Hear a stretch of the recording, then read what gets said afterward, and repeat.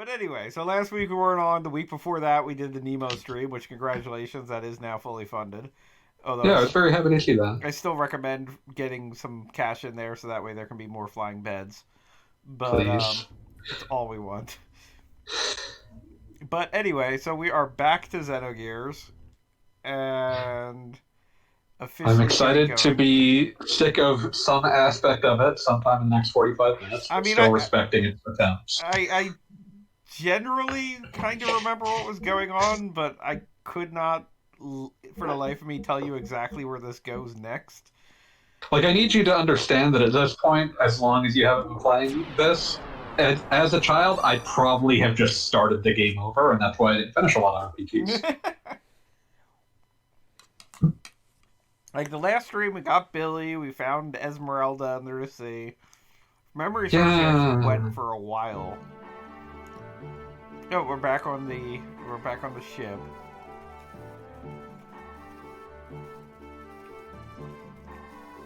And we're probably gonna have to do something.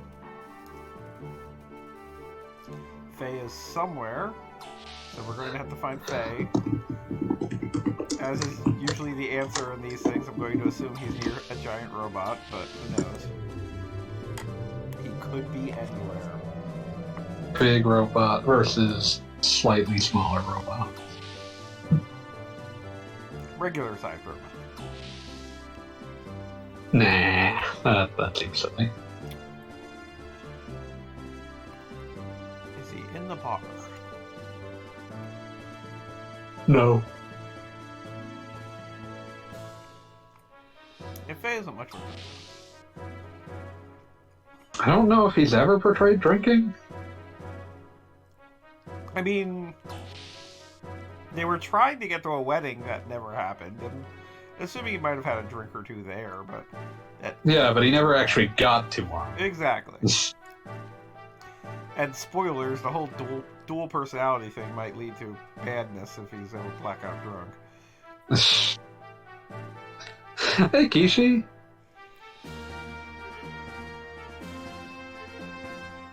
Kishi joined. Are you there?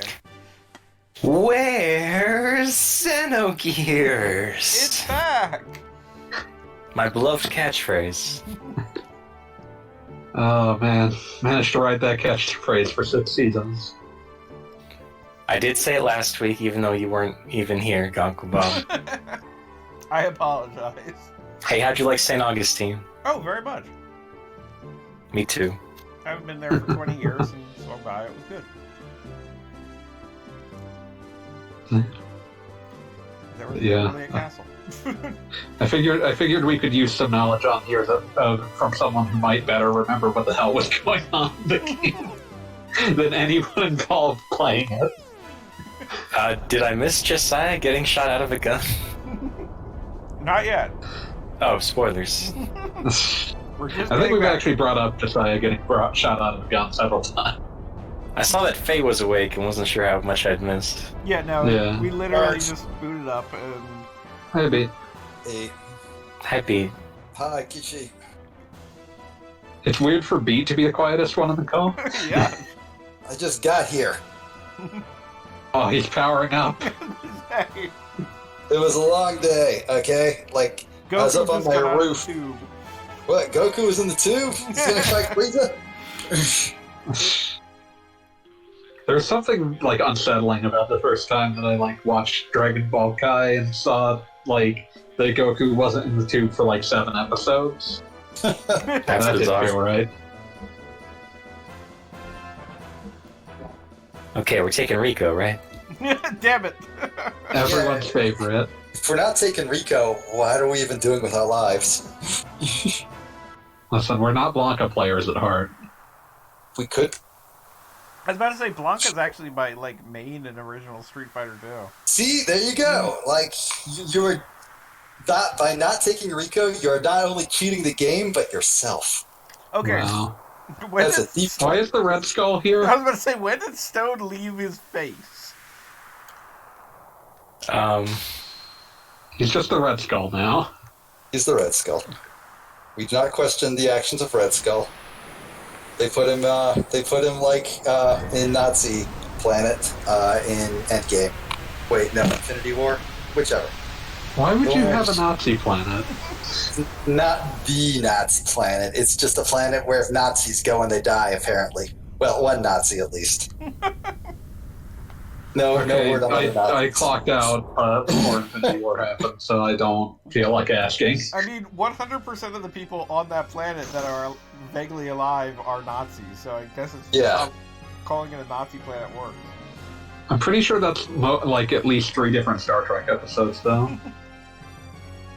It's one guy, so all he can do all day, every day, is just sort of sit there, grumpily think to himself about how he's superior to everybody on the rock, which is nobody. Solid as a rock. Oh wow, you weren't kidding. That is Red Skull. What the fuck is Red Skull doing in this? I mean, That's up there with that's up there with like the knowledge that M. Bison was traced from a dude in Riccio. Like really blatantly. Only like 10 times more like obvious and copyright infringing. I'm going through Perfect Works, trying to see if there's a page somewhere in here that might explain what happened to Stein and why he looks like that. But I don't think there's even a single picture of him in this voluminous book. That doesn't surprise me either. It really doesn't.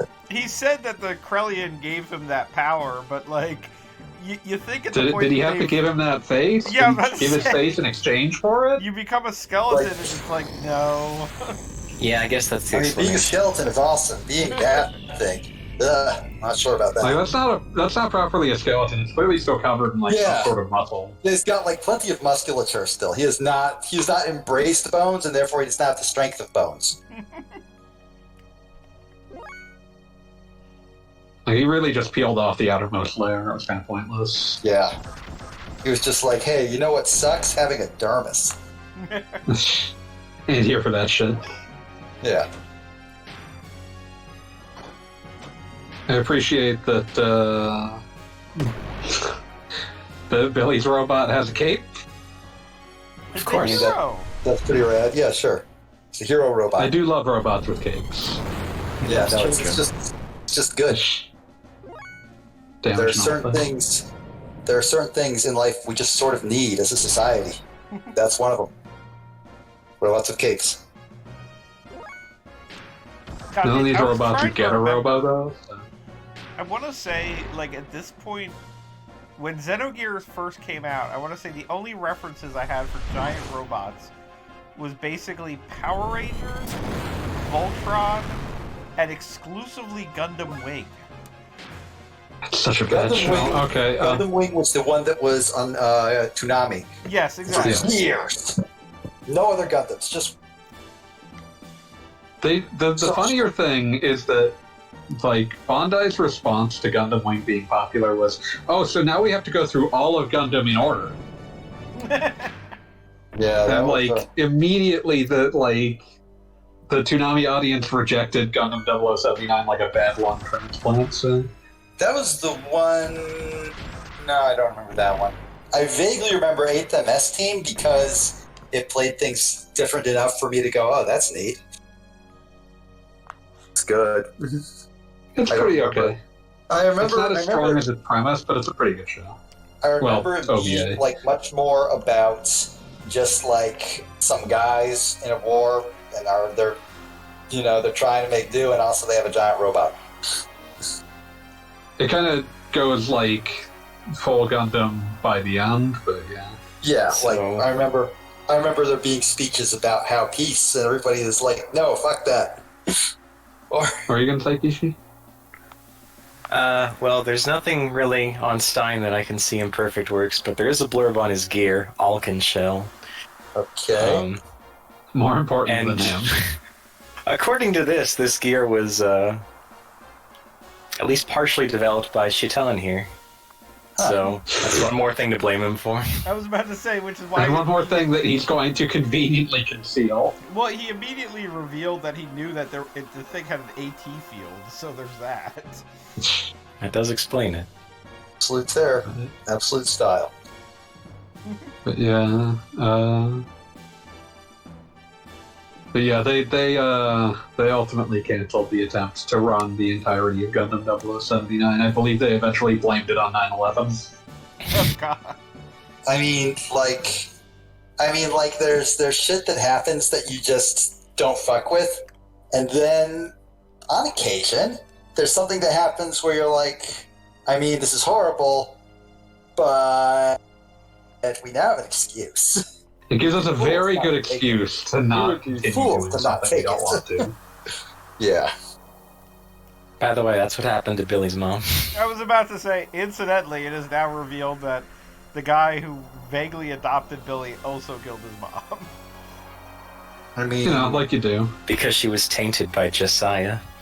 fucked up, but you know what you're gonna do. No, I mean, that's real fucked up. He's Red Skull and an incel.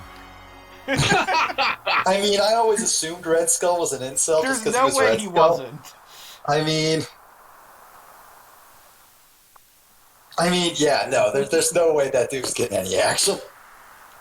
Can you imagine him, like, at a bar trying to hit on girls by explaining the plot to, I don't know, some fucking anime?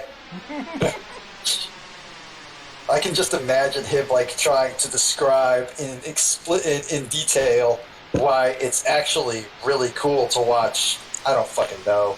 He'd be really into Shield Hero, probably. That's a Nazi show. No, what is that one? What is that one anime where there's a character and they died in another world and then they're reborn as like a 12-year-old Nazi?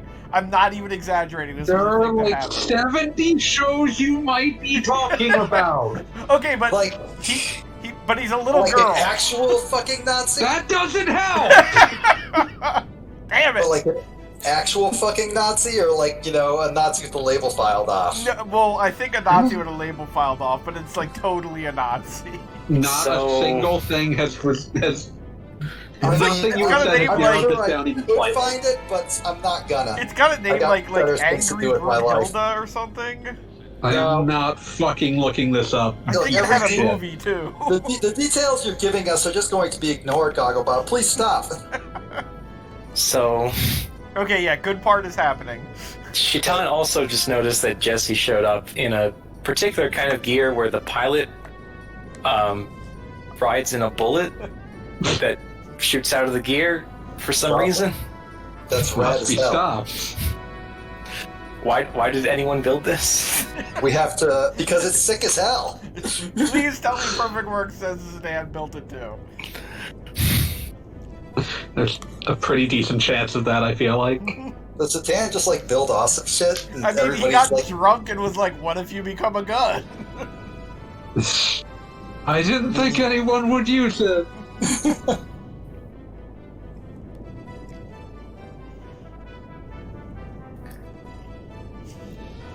The reason I thought you What? had The fuck are you talking about? guns don't kill me. Josiah's a freaking bumper sticker. Thanks for coming by. Okay, so see if this makes sense to you. In order to make use of cannon mode and reduce the chance of casualty to the human occupant, it must be held by another gear. In situations of high emergency, the cockpit becomes a bullet and it is designed to be handled and aimed by the pilot. okay. I don't understand any of that. Like, none of that logically fits together. That was just a Some of those- slurry of words. Some of those were like, you know, it was like a sentence, but it didn't say anything. I mean, they fit together in a sentence and express nothing that doesn't contradict itself. So it's a gun that shoots out the pilot in a bullet for situations of high emergency. I mean, like, does the pilot live, or is this No, like no, a they well? died. They're in a bullet. But it also They're- talked about, like, Here it having comes. another gear fire it to make it less likely to kill them. Like, I It's mean, very hard to justify this. is that Kinda just like makes one of those? Is this just like one of those things where you're like, well, I'm gonna die, but I want to die? Awesome. I'm just saying, I don't even feel like firing a human would be terribly useful ordnance. Yeah, it doesn't No, do terrible anything words except at all. kill the pilot. Like, this just seems like a really good way of, like, getting Like, rid of see, I someone was you don't. thinking- I was thinking that maybe it's like a really advanced ejection seat. Like it just it's extreme emergency. You need to get out of here. So we're just going to you off at like the speed of sound somewhere else, and then you can bail out and parachute or what the fuck. Ever. Well, rip Josiah, but we don't have time to think. Better than exploding and dying. I mean, they covered just a moment ago, like literally as part of this battle, that like a human being can generate like a hatred field that works as a barrier. So, Okay, I sure. mean, I Why not? suppose it's possible that that same application could impact, like, you know, making an impact. I was reading during that scene just now, so correct me if I'm wrong, but I believe Shaitan waits until Billy shoots Josiah at Alconshell To let him inform know. that Oh, he just no! shot his father out of a gun, killing him instantly. What the fuck? Like that's the sort of thing. That's the sort of thing you put like a big warning label in front of. No. Remember the It's thing fine. about how Shaitan just sort of like withholds information a lot? Does he have a reason to? I forget. Or does he just sort of do it? It's a little column A and a little column B. I mean, like... He definitely didn't need to withhold that information, just... Yeah, I mean, like, I don't... I appreciate that you still have Jesse Cannon as an option. That's because I cheated. Like, I feel like I could use that in this fight, but it would unnecessarily break the game. Also, it would feel a little disrespectful. What are you firing out at this point? Whatever constituent parts of Jesse remain. Just disrespectful. Whatever's left of them, just move it along. I mean, Use the air last rods. the last volley of Jesse parts worked out pretty well. I mean... Did they, though? I don't think they did. They broke the barrier. You're doing damage to him now. I mean, I guess, but, like... I don't know. I feel like that's a situation where you would be right to like say, "Whoa, let's think about this for a second." We really. I'm just saying, at this point, you might as well just use whatever Jesse's left. I mean, I guess it's what he would have wanted. I don't know. Did Jesse like? He dreamed of being fired out of a gun. He had 6 monologues about wanting to be fired out of a gun. I can just see him now, standing like on the mountaintop, screaming. Man, you are gonna fire me out of a gun so hard. I am gonna be like spread across half the globe. It's gonna rule. Imagine that being your goal. I already am. I'm actually thinking about this right now. Putting this in my will. Yay. You use the air rods. Why did you tell me to do that? I thought it would be cool.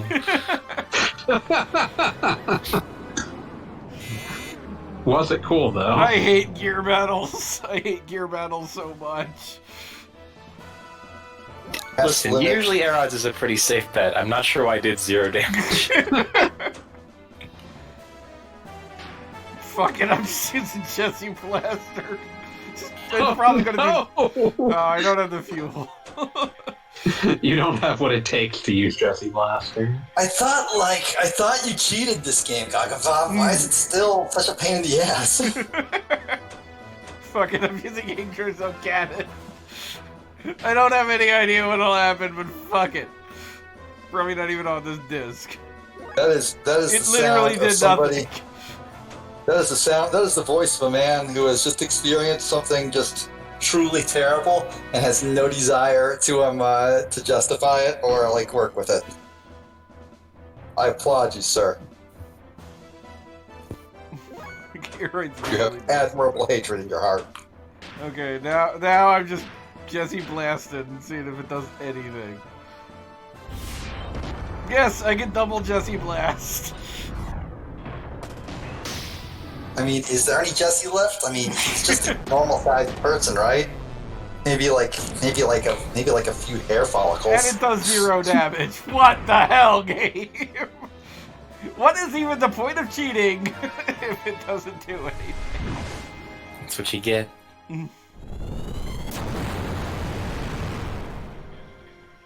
I guess this is just a fight where you basically have to use physical attacks.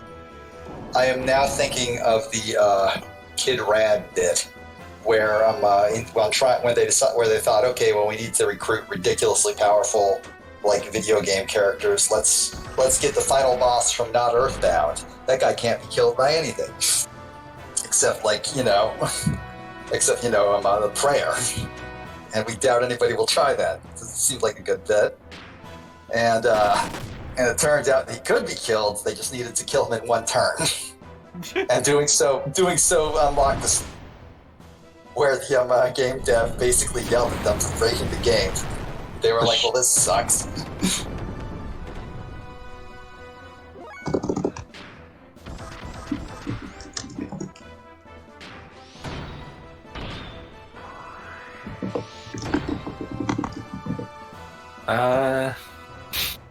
Well, I looked into it, and there doesn't seem to be any reason why Arod should do 0 damage.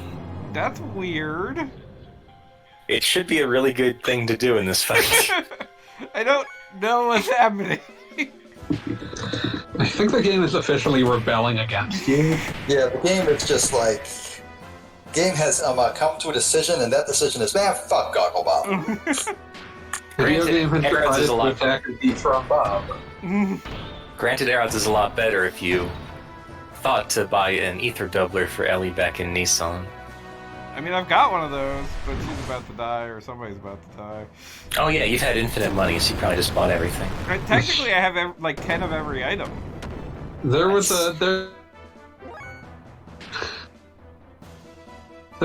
a period where Gogglebob could not actually buy things because the opening the menu caused the game to just crash horribly. Does that I include forgot like that part. all the gear equipment, like the end game stuff? Do you have that? I think technically, yes. Or you're just not using it out of some Well, no, I mean, you liability? can't equip it on the regular gear, so it's like, Only Omni Gear. yep, I died. God damn this game. Well, That's if you have a awesome. chance, put your ether doubler on Ellie. I should have used Riku. God damn it, now we have to go through that whole stupid gun thing again. I wonder if I could load something up on the Switch while I'm just hitting X and you can just stream that. Oh, you should just play Smash with me. There you go. Probably could do that. I mean, you totally could. I mean, You could do it. Just a whole You lot should. of You could. advancing dialogue and stuff. We must stop beat. This is emulator, right? I will very... This is no, PlayStation 3, this is a actually. PlayStation 3.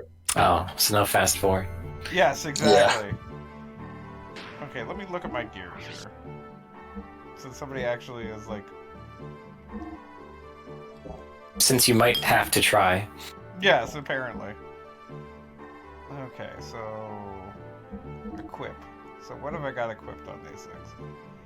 Ether defense, fuel charge restores 500 fuel and frame HP thing. Oh wait, this is Satan. That isn't going to be useful for anything. Because Satan has to sit on the sidelines. Conveniently doesn't feel like participating in this fight. It watches his buddy just explodes. He's working the crowd. Okay, so let's see here. So we can see. Okay, so.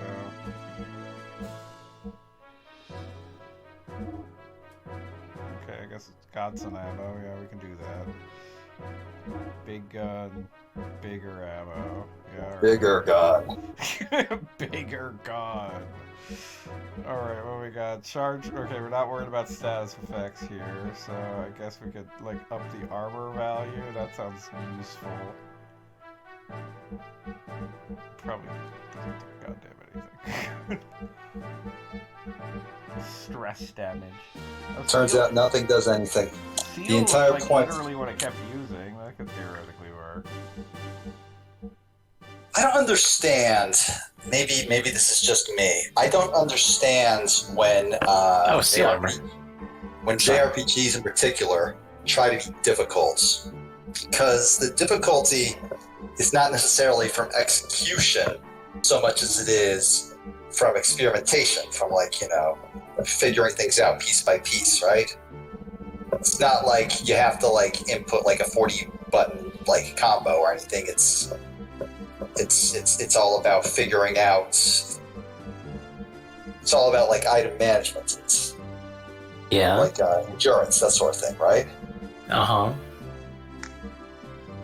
But I don't understand like what the game benefits from just sort of like this sort of brick wall difficulty where somebody who is brazenly and openly cheating can't even beat it. It just seems like Well, I think seems like that's not fun for anybody. I mean, I will be honest in that I feel like I have never Some people like quite... solving puzzle bosses. I guess. But Yeah, like, if it were just easy, there'd be no reason to experiment or anything. I suppose. I don't know. I'm not really a JRPG guy, so it's entirely possible. You do it to force the player to vary on what parts of the combat they're using. Sure, that makes sense. I mean, like, it seems like...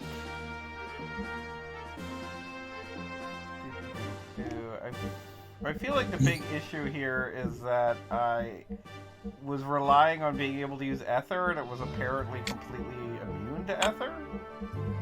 Apparently? Apparently. So wait, Turns I guess out. I should switch Ellie. Can I switch Ellie out in this fight? Because then I could theoretically use Rico to kick ass. I kind of want to see you put on the Ether Doubler and try your odds again. Fair enough. You know what? Whatever. I got nothing going on tonight. Yeah, I mean, I'm just here. Let's fucking go. Ether Doubler, where are you at? Somewhere Oh, in when here? you pay as you go. It's a human-sized accessory. Oh, okay. It also, it doubles the strength of all ether attacks, but it also doubles the cost. But except when you're in a gear, there is no cost because everything just takes fuel. So it's just good. It's a Wait, weird this is good. decision. Wouldn't that be bad though? Because fuel, as I understand it, is the albatross or anchor around Gogglebob's neck. Anytime It's not doubling the anytime fuel. anything. It only doubles the cost of ether points, which are not used when you're in a gear. So it does not double the fuel cost. Ellie has now got an Ether Doubler going on. Just for the hell of it, we'll see if we can increase her ether output on this. Heck, give her 3. You have 10. That's true. Does the Ether Doubler stack? I don't know. Who would have more than one? I've never heard such like a visible note of disgust in Kishi's voice. You got dead. What is that one item you have that's just in Japanese? Don't worry about it. I think that might be like a debug item. Oh, it definitely is. Yeah, I mean, like that's the thing that's the thing that comes with like giving yourself one of everything. You get all the stuff that got dummied out. it's Where everything. like they left it in the game, but like they didn't. It's not obtainable through like any normal means. You just sort of get it. Could you just hover on that for like 5 seconds so I can try to read it? Oh, what is that, under regular equip? I think it was somewhere in there, yeah. It might have been on a particular character. It was going so fast I couldn't really tell. It's allowed.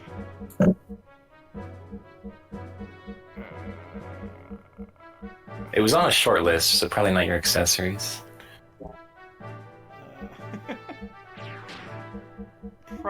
Probably the gear list, though.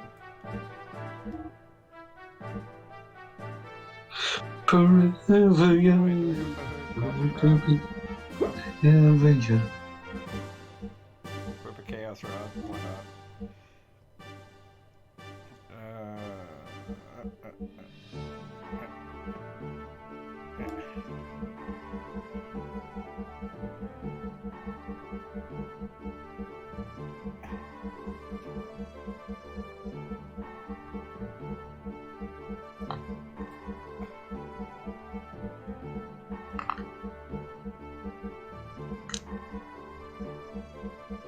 I do appreciate like the names like just customizer.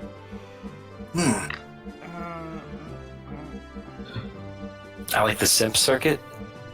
The simp circuit.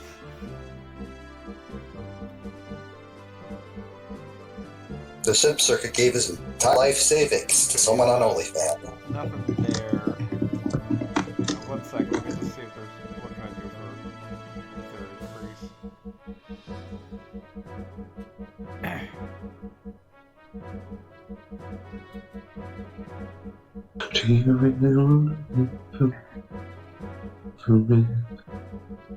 Now, also one thing that's annoying is that Satan doesn't, like, hang out on this battle, but by the same token, like, I have to go now switch him out just so I can equip somebody else, which isn't at all annoying. Maybe I can do it on that one screen. And I'm not seeing... I thought we were only on Ellie's. But I'm not seeing the random Japanese thing. Oh wait, maybe I can just go through items.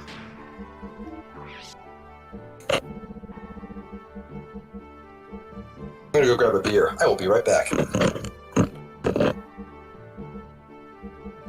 Option. Well, there's also an item just clearly labeled debug item. Yeah, I think that's the thing that unlocked everything when I used it. Like, after We were using very that, curious about it, I recall. everybody had all death. Book 3. I just like, is sleep with an exclamation point something normal to have? No.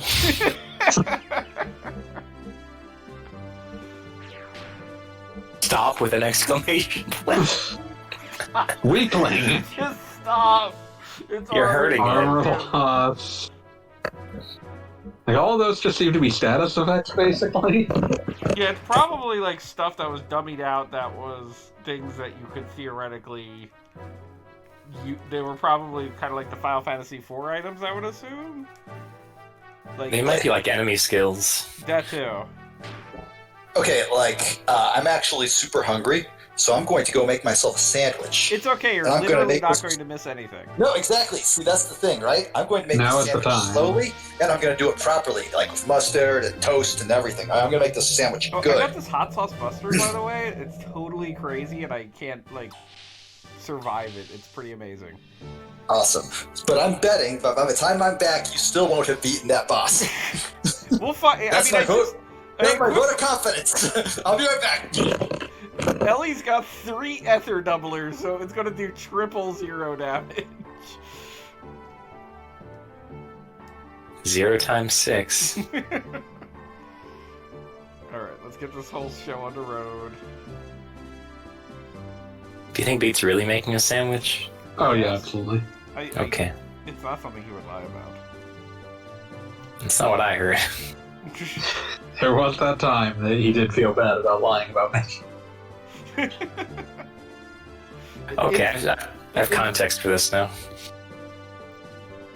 Faye just staring at Veltal, which has steam coming off it like it was just recently used. How mysterious. What could have happened? So, I assume... Has anybody been watching the new Disney Plus thing with, like, absolutely Captain not. America or whatever? No. I mean, I'm just reminded of it because the Red Skull's in the scene. Like, I saw a promo image that seemed to imply that Zemo was in it, but, like, he was actually wearing his dumbass mask, so, like, I don't know. They know how to get Yeah. attention. Corbin Zambo. I must go. My home planet needs me. You are in no condition to participate. Let us take care of it. And by us, I mean them. You know. I volunteer with the rest of the party to do it. Okay, that's his excuse. I'll take Faye to the infirmary, which is, like, right down the hall. Right, John? This is just cruel. Like, Fully aware of the location. they give you, like, you can switch your characters, but you literally can't equip them. So if I do fail again, I have to go to Marge, switch in the characters that I want to be in my party, equip them before this happens. It could be a smoother process, is what we're saying. It's 1998. They didn't have all this stuff figured out yet. Yes, like you might want to actually be prepared. I mean, I do have to admit, like, one thing that, like, Final Fantasy VI, like, I remember it being, like, vaguely revolutionary, and then replaying it, it's like, oh yeah, you can only talk to one guy on the entire planet to change your party. It's like... The game mostly tries to keep that out of your hands for most of the game. Yes, but, I mean, World of Ruin specifically is a thing. Yeah, that's regrettable. It was the first game where you could change your party at all. Yes. Well, first Final Fantasy game. Was it any... Yeah. Is it something that happened frequently in Dragon Warrior? Because that was not a series I played. Usually, let's see. Well, you had... DQ4 had, like, a party that was way larger than your... Yes, and you could switch them at the caravan, right? Yeah, I believe so. They also... I'm not sure when this started, but at least one of the remakes, I'm not sure if the original did this, but, like, if your party died while you were in the wagon, the rest of the party would jump out. That's pretty cool. I can't imagine that was in the NES version. Yeah, it's definitely in the DS version. I recall it happening to me at least once, but... yeah, like, that's probably the game that I would count as, like, innovating, like, a reasonable party change system. Yeah, no, that makes sense. I mean, that is definitely one of those things, like, it's totally abused in the Persona series, which I can only mention because Beat is making a sandwich, where it's, like, your main character dies, so everything is over, who cares? But I really despise, like, this situation in this game right now. You're fighting from your home base, the rest of your party is basically hanging out in a garage, but you can still, these three guys die and it's game over. I just want to say, I really like that Groff flies out of nowhere, says, "Doth you want the power?" And Stein says, "No, not really." And Groff says, "Too bad." He's like, "But you know you don't have real power, right? Right?" I was gonna say, you talk about Persona, and it's only the fact that Beat would rebel in fury that would keep me from streaming Persona 2 after this is done. I mean, Persona 2 is before it becomes, like, straight-up anime high school. Say what? I said Persona 2 is before it becomes just anime high school. That would not should stop Beat. You know it. Like, legitimately... I love the guy, but, like, his fury would have little to do with what it actually consisted of, and as much to do with just hating it on sight. A weird thing I can say before he gets back, like, Persona 3 is, like, my least favorite of the Persona 3 and on Persona games, but it's also the game that I feel the least embarrassed to play if another human being is in the room. So, like... I'd call it still pretty embarrassing. Well, it's just different. Pretty embarrassing, but the least embarrassing. I mean, like, the talking dog is at least cute, whereas, you know, in the future there's a teddy bear. I mean, I would just point out that, like, the things that are embarrassing about Persona 3 is someone's going to ask you what the fuck is going on with the music. And, like, I like the music, it's a jam, but at the same time, like, the second that you go to your dorm and it starts rambling dance while I put you in a trance, it's like, what the fuck is happening? Persona 3 is definitely a game where I could conceive of the main character who is always wearing headphones, literally listening to the background music at all times. Every Persona protagonist, like, silent protagonist, except for the one in Persona 1, has a personality, and the Persona 3 male protagonist is the least pleasant of those personalities. Oh yeah, absolutely. But he's definitely just, this is whatever track has happened to be on his CD player when you're going to a particular area. He's just the world's biggest Lotus Juice fan, I guess? Yes. But yeah, no, I actually have been replaying Persona 2 since then, and it's incredible, I think, but I don't... How are you playing it, by the way? PS1? Oh, I'm playing the PSP version. Okay, good, yeah, because that was improved. There is a fan translation of the PS1 version, and it's fine, but it's not as good as the official. Okay, so how right was I? You are wrong. It has not finished yet. So, Gogglebug, that's why the homophobic stuff in Persona 5 doesn't bother you? Oh, God. Damn! Yes, let's see where this goes. No, that's not actually. Horrible. Sorry, Beat, I was trying to trick you into being mad. I don't think you needed to trick Beat into being that. Yeah, that's like the default. That doesn't change. Also, That's normal. You'll forgive me for this not being the first thing I noticed, but Persona 5 is, I found, incredibly misogynistic. Where is it homophobic? The two guys that keep hitting on Ryuji. Oh, I had totally forgotten that was a thing. Yeah, It's a much smaller proportion of homophobia than half the other games, but yeah, still Persona there. 4 is like wall to wall. Persona 5. Persona 3 has a bunch of homo and transphobia in it as well, although again less than 4. I'm trying to think of some of my favorite video games that are also homophobic as shit. I am drawing a blank. Oh yeah, absolutely. But like for the most part, it's just not coming to mind which ones. Skies of Arcadia had one notable in the Legends. I almost call it DLC, but it was a re-release. There wasn't DLC then. Update. Legends update had a bonus boss that was very stereotypically gay, and when like he hit on Vice just demanded full retreat. Like, nope, I'm out of here. Which it's not cool, Vice. You don't. I mean, yeah, you could have. I know you're not interested. You didn't have to be a dick about it. You didn't have to act like he was like it was the most terrifying thing you'd ever heard in your life. Yeah. Well, how old is Vice? But yeah, supposed to be? Were they to re-release that, I would like them to just tweak that a little bit.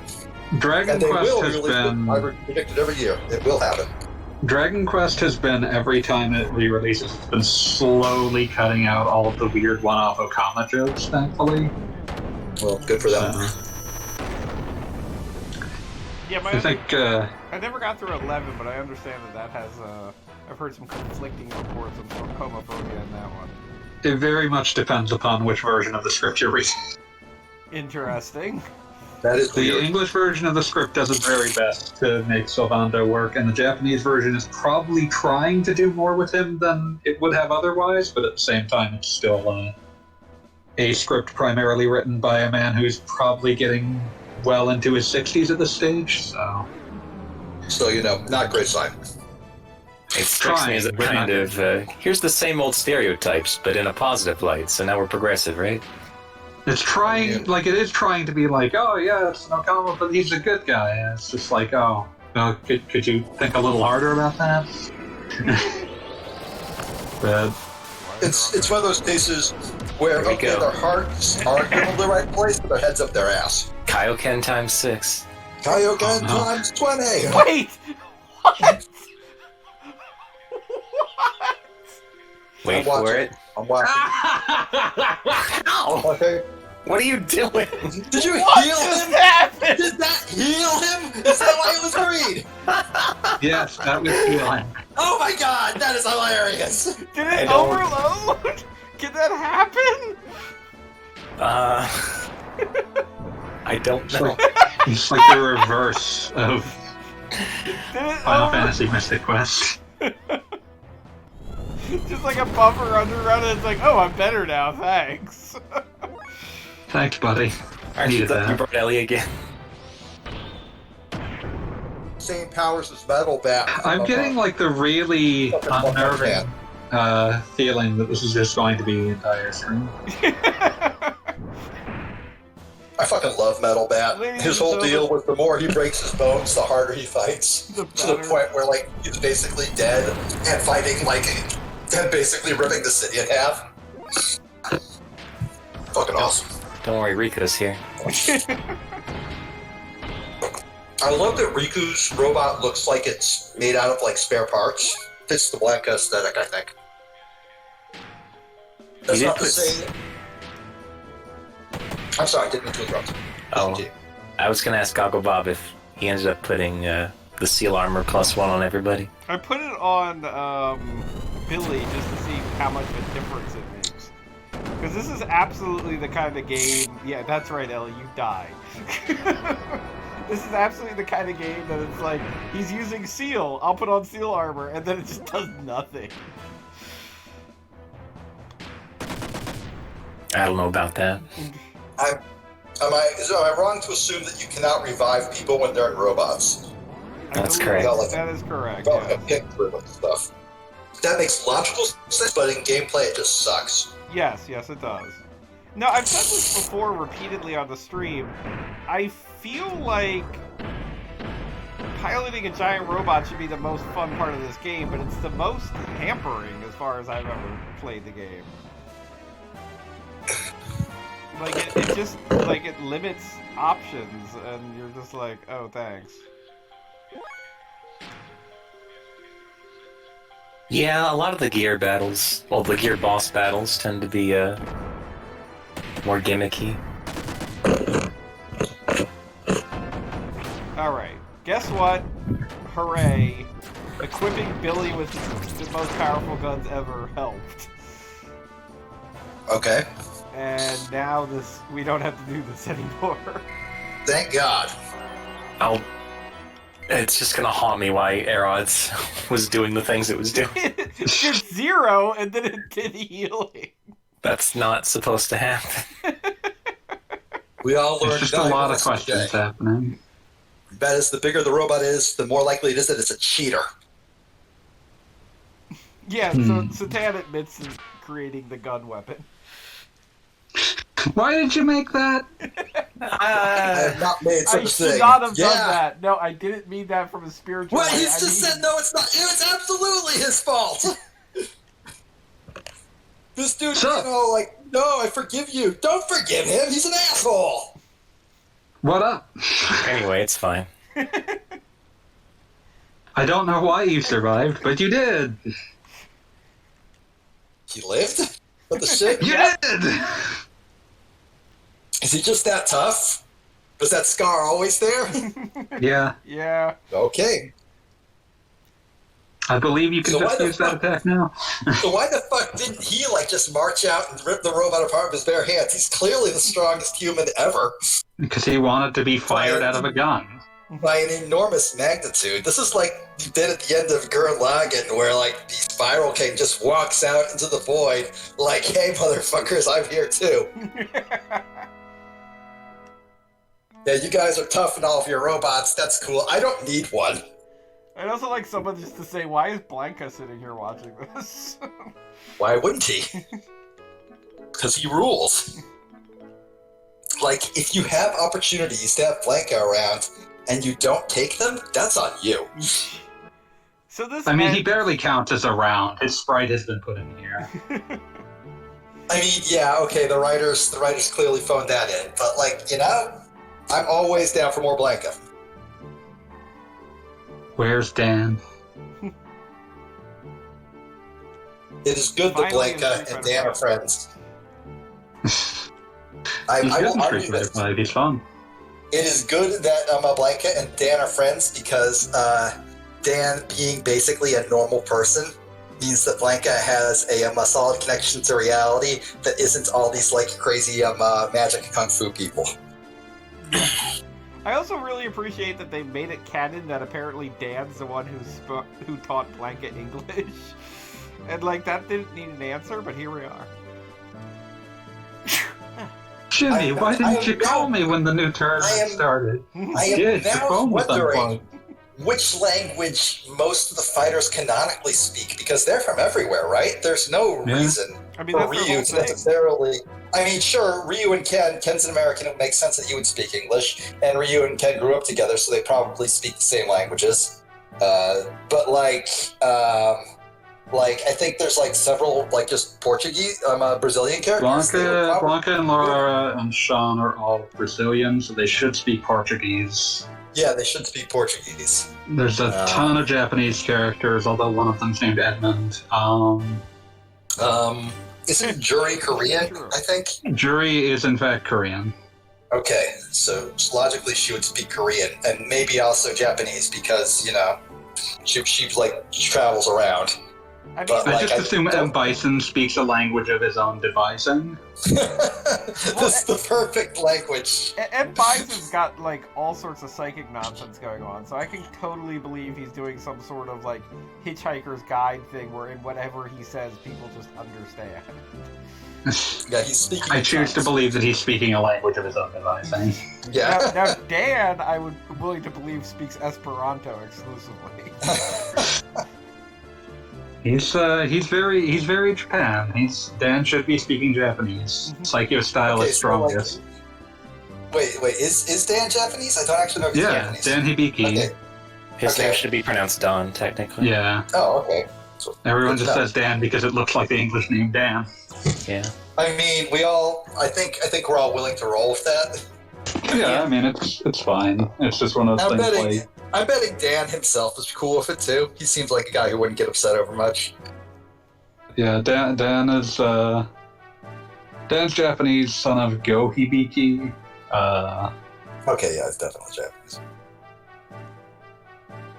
Technically has a sister. I forget what her name is. It would be awesome if, like, she just like has a normal job somewhere, and every once in a while, like she and Dan call each other, like, just to catch up.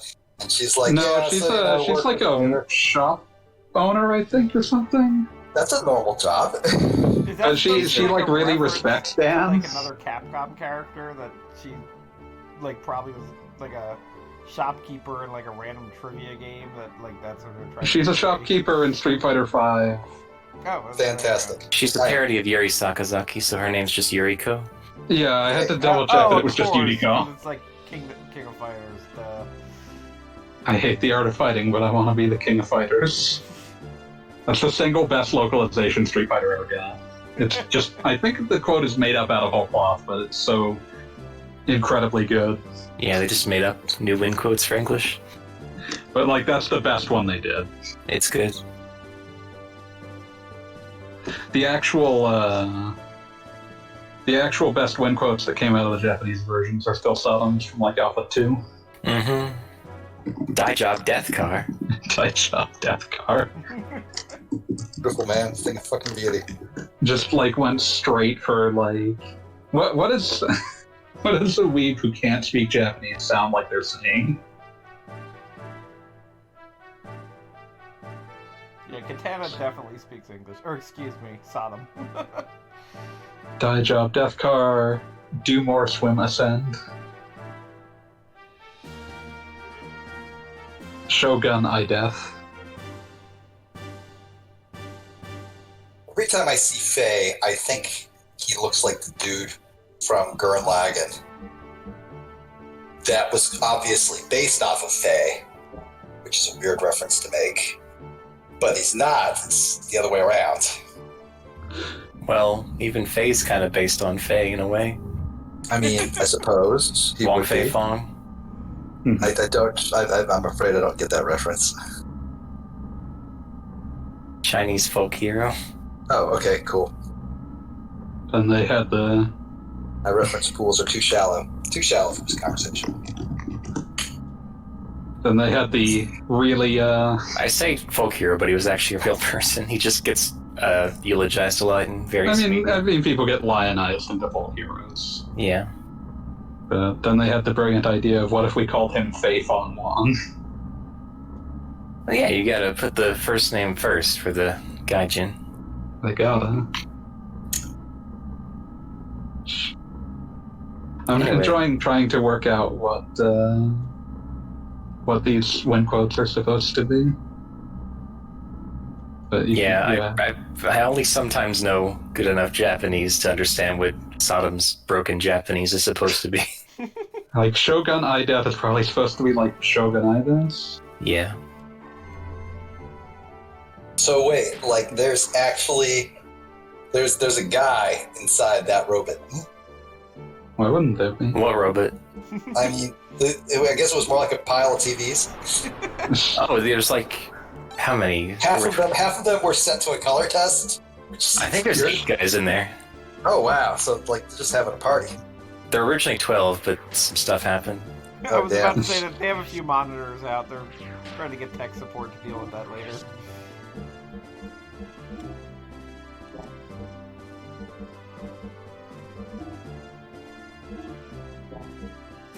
Maybe we'll find out what their deal is in like 30 more hours. Eventually, You know, in the fullness of time. I'm trying to remember exactly when, like, they just start just doing the gigantic info dumps on practically everything.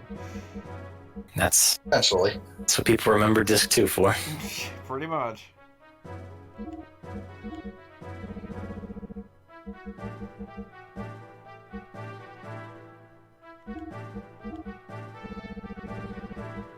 That thing that creases. I know we're going to be using gears soon, so.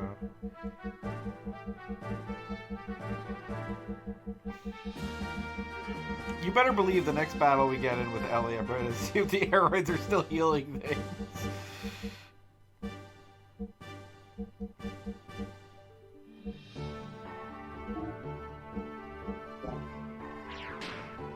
Shoshi Senbang. So now we're. Sure. Why not? I not do that. Sigurd is like always be selling something on the Yggdrasil. Why not? We got some new parts in, inexplicably. BS, always be selling. Alright, we're back on the world map. We gotta head to the Tower of Babel, which previously gave us a seizure if we went there, but now it should be better. Yeah, hopefully that doesn't happen again. Epilepsy warning. Always good thing. See,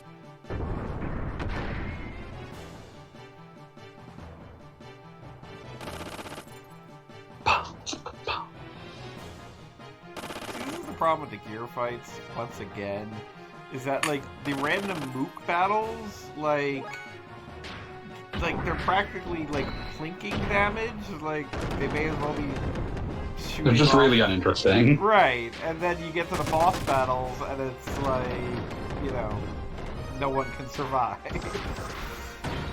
Yeah, the random battles are...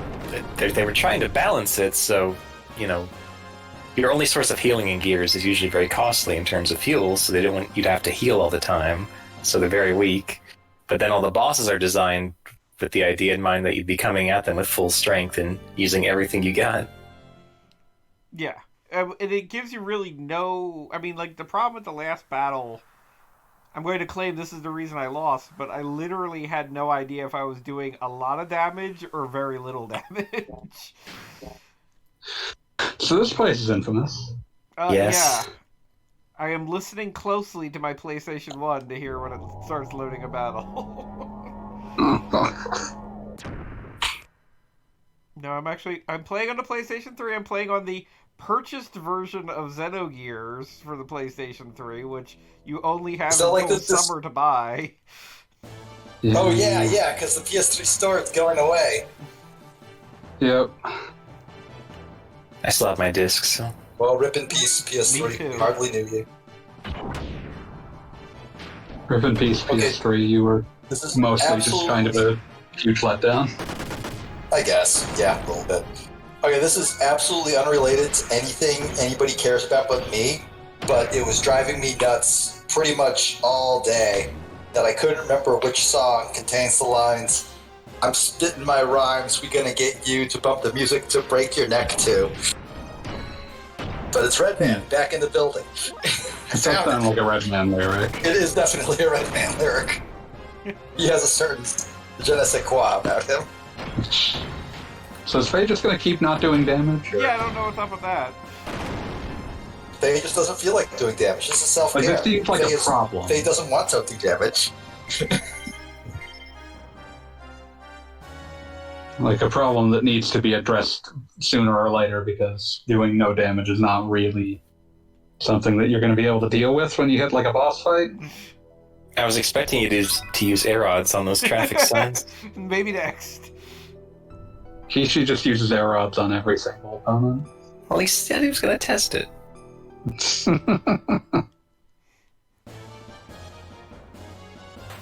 I mean, you don't... One nice thing, you don't need to worry about going out of your way for any treasures since you have everything already. Oh, yeah. I mean, but what's even the point of being alive if you don't open treasure chests? I've got some questions. I feel like I should look into It's like a really bad problem. that. It's one of those things. Alright, let's see how this goes. Oh, are you doing air rods? I'm doing air rods. Air rods. It's Kishu demanded. You don't see that thing? Please let us heal them. Yeah, no, it did not heal them. We did okay. Yeah. They're dead now. Well, that's a relief. Isn't it? It means something's working.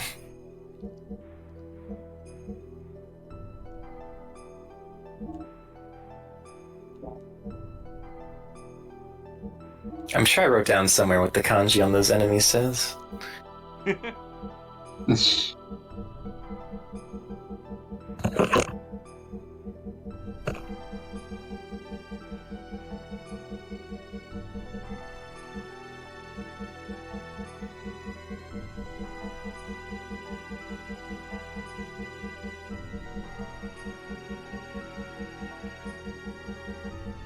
something in here that I could... Do not trust your Gears fists. Jump. I mean, everybody makes the same joke, and I've made it repeatedly across the stream so far. But just want to remind everyone that these gears definitely have the ability to fly. Yep, we've seen it happen. We've seen it happen repeatedly. I mean, There's like, no I guess they reason. could, like, they could claim that, like, oh, flying takes a lot of fuel, we're gonna conserve it, you know, that sort of They thing. don't even bother. We don't even bother. I'm just saying there was, like, a stupid hand wave they could have used, and they didn't. Yeah, they just did not give a shit. They could have even, Why like, do you have to? the Why tower do you have has... to jump everywhere? Because fuck you. That's why. The tower has extra gravity, is it also an option? Like, there's I mean, all sorts if you, of things. I'm gonna be honest. If you told me that one, I would just be like, man, fuck off. Like that one feels fake. So I don't understand why this enemy's firing a laser beam and being labeled traffic jam. That has to be a weird translation, right? Oh, you did a damage. Yes. Thing 0 in there, but it was possible to do damage.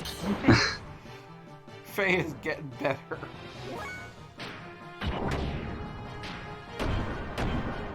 Maybe these things just have high defense? I don't know. I think that's the case. I mean, they're like literally barrier-based things, and they're called traffic jams.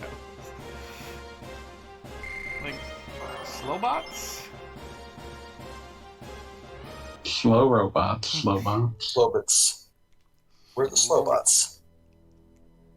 Slow Lord bots. Donkey Kong. Well, I guess saying exactly what they are would be kind of a spoiler for what the tower actually is, but Yeah. they had some role in urban infrastructure.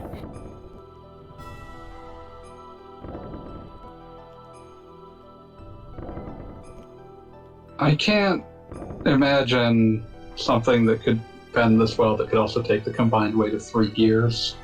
And also the fact that I guess they didn't want to animate, like, the robots holding on to a... Yeah, that rope. doesn't look great. This is just the dumbest thing. I don't know why. I feel like the only reason this is a gear dungeon is to give it a greater sense of scale.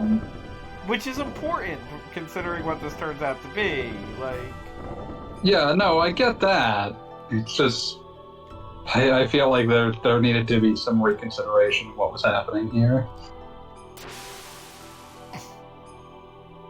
At least it feels like a dungeon. I mean, a lot of dungeons in Xenogears are just kind of connected hallways. Well, but yeah, no, I get what you mean. I forgot what this looked like when you actually fell in the drink. I feel like I had to do that. Just like do it nice and early so that we don't.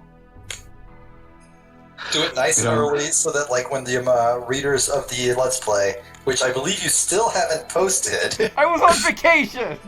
Yeah, I know! I was there! Did you hassle Bob when you were? No, we got ramen. We got- Yeah, I heard about that. We got ramen and talked about interior decorating. Yeah. It's been a significant part of my life for the past few months. Understandable. Well, I mean, That's what happens. it all That's what started- happens when your house explodes. I was about to say, it all started with the question with, what's that hole in the ceiling about? Yeah, that was a conversation. Sorry about that, by the way. I really should have informed you about that before you got there. You, I think, actually even mentioned it on a stream, but I had no problem with it. Trish didn't notice it for like 2 days. It was hilarious because you even brought it to everyone's attention, and then later she was like, "Wait, what's this?" That's not the sort of thing you like sleep on. Evidently. Maybe it's something you don't sleep on. I don't.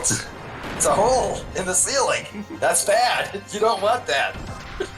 Coward. Generally want to obey opposite of that. Whatever the opposite of a hole in the ceiling is, we want that. Not a hole in the ceiling. That's It's actually a big pillar in the ceiling. Sure, that works. A pillar, a support beam. So, I guess I didn't write down what the traffic jam kanji says, but I did capture the textures, so I just translated them just now. Okay, what's it say? It has two, so it must switch for certain actions, but one of them says danger and the other says access denied. Right. There you have it. Also, hi, Brakeman. Hi, Brakeman. Always good to see Brakeman. It's pronounced Breakman. Oh, Robot. I apologize. I mean, I assume it is. If I could be wrong, I never I asked. assume it's from the Megas man. But, Oh, he's in the chat. This is their chance to correct me if I'm wrong. Craigman says, your house exploded with a question mark.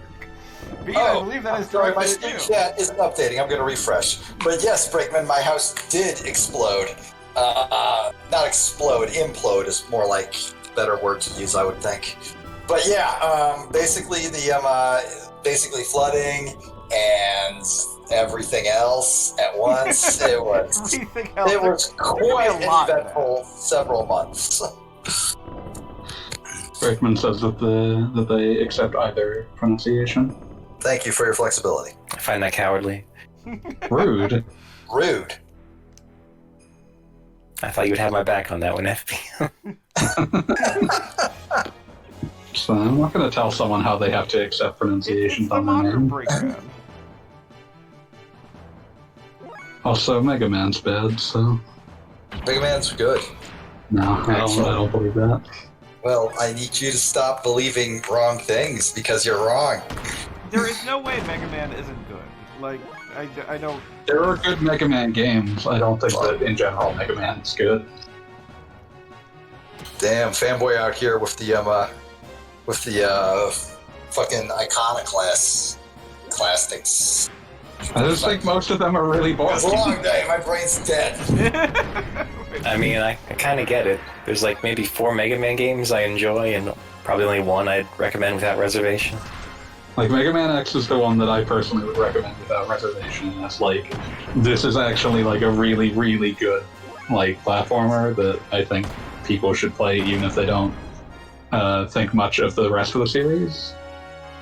And then, like, most of the rest of the series is just kind of there.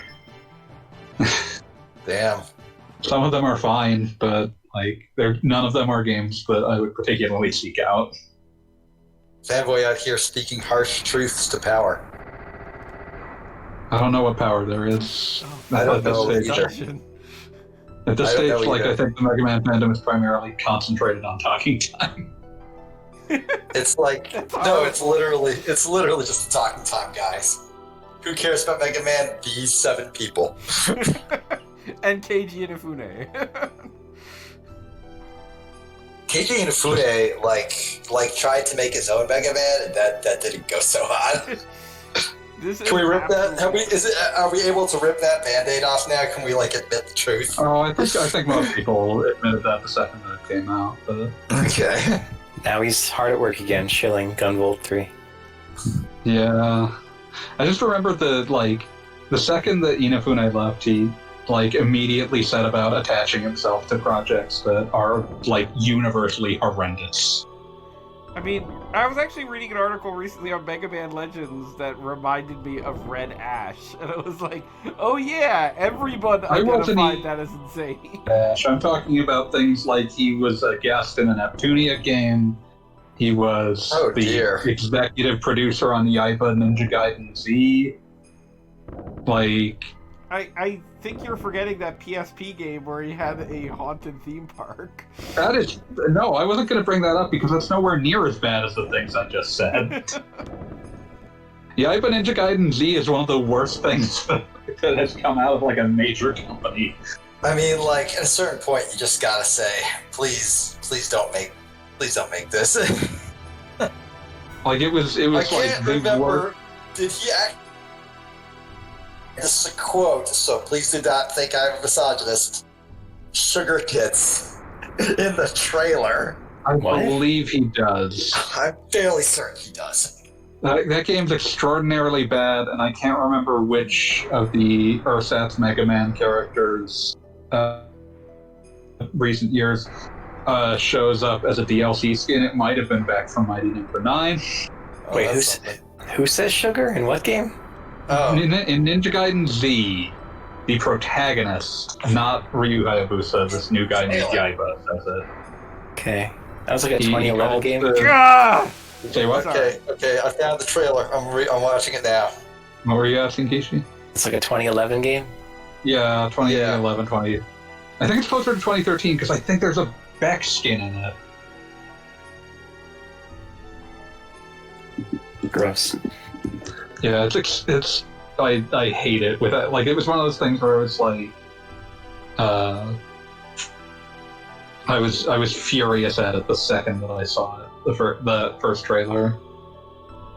It's doing that thing that was very in style at the time to go full on into a pseudo grindhouse aesthetic, but it just feels like it's reveling in it rather than having anything interesting to say.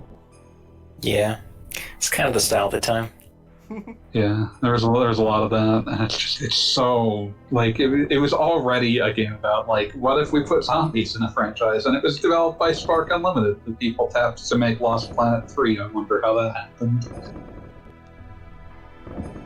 I'm getting some satisfaction from watching Gogglebot be forced to tilt the camera. I'm not sure it would be humanly possible to get through here without doing. I gotta interrupt you guys for a minute. I'm actually watching the Ninja Gaiden Z trailer right now. The launch trailers, not the announcement trailer. Not the announcement trailer. Because that's the one I'm pretty sure said that. But I gotta say, I really like the song in the background of this. And that sucks, because everything else about this is just awful. It's a just deeply misguided project in basically every direction. Your world will be megafied. Megafied! Windscreens are too expensive for this project. Hey, good job, Gogglebot. I try. This dungeon's nowhere near over. I mean, you didn't do well enough to get the treasure, so you'll probably have to go back. Fuck that.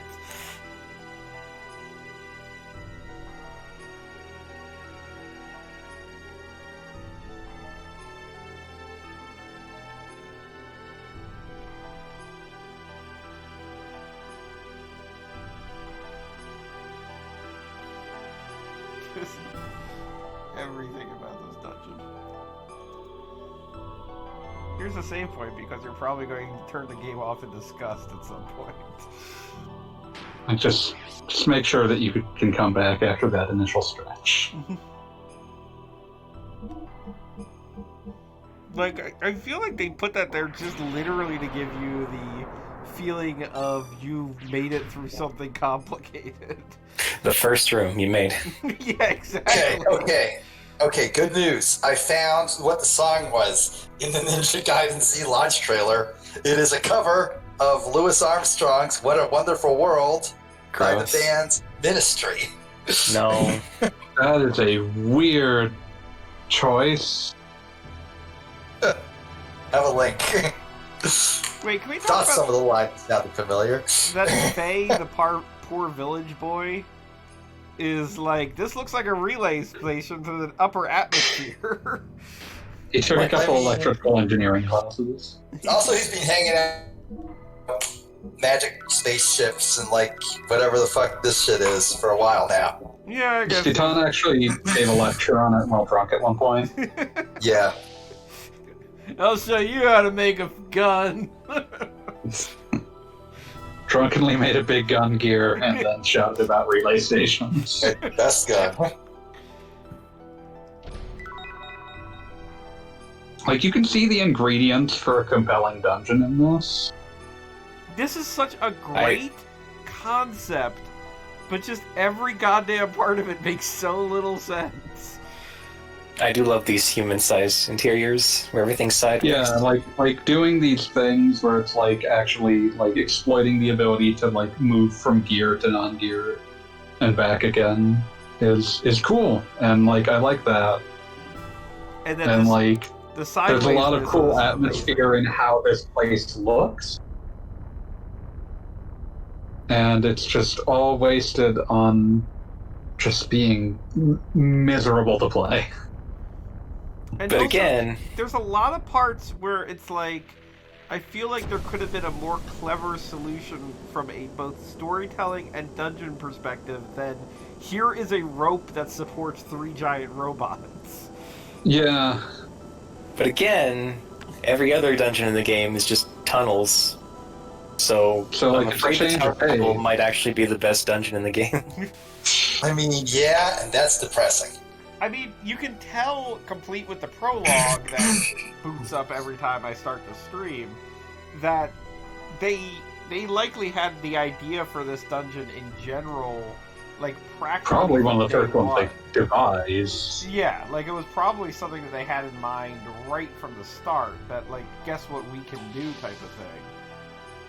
But by the same token, it didn't necessarily work. Just replace the part in the opening where it like quotes the Bible and replace it with "Cast in the name of God, be not guilty." I mean, that would fucking rule. I fucking love Big O. Showtime. Why can't I get in my robot? Hey, no, okay. I have to fight something now. Bigger than me. Good luck. I do like the tension of being outside your gear in a place where you only fight gear-sized enemies. Which is You really don't the want to get into a opposite of fight. a couple of different places. Yeah. It gives it some like sense of you shouldn't be here, and then this happens. I've got a Fae that can fight a jet. Don't worry, I've cheated mightily.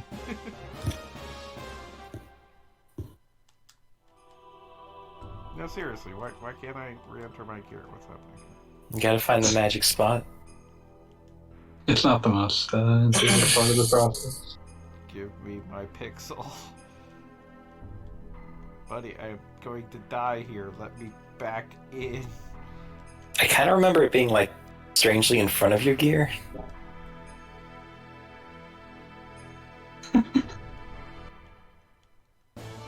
Da-da-da-da-da-da. Gotta do another move. Now I got to do Da-da-da-da-da-da-da-da-da-da-da.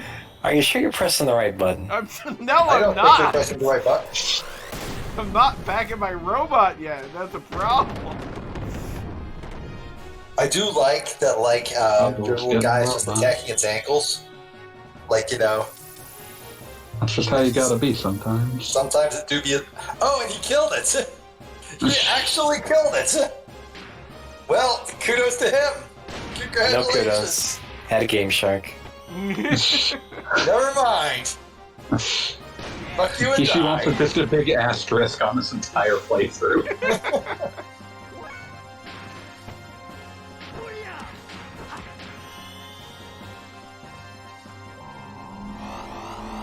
Look, if Faye wants to martial arts robots to death, he's gonna martial arts robots to death, okay? Actually, is there a Game Shark for PS3? How are you doing this?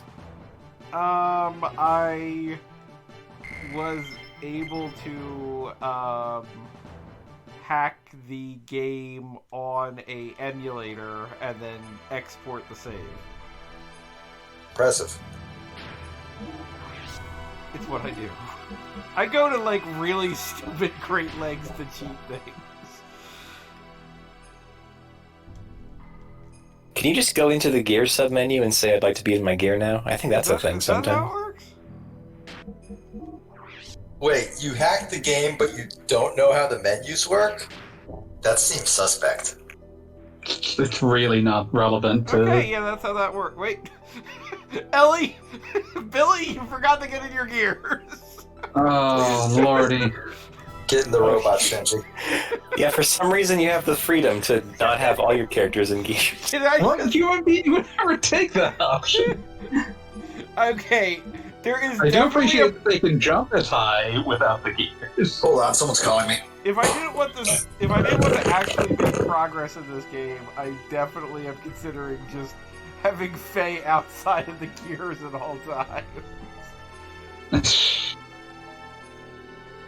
Okay, this elevator Yeah, takes- no, that's a lesson learned. Just use the menu.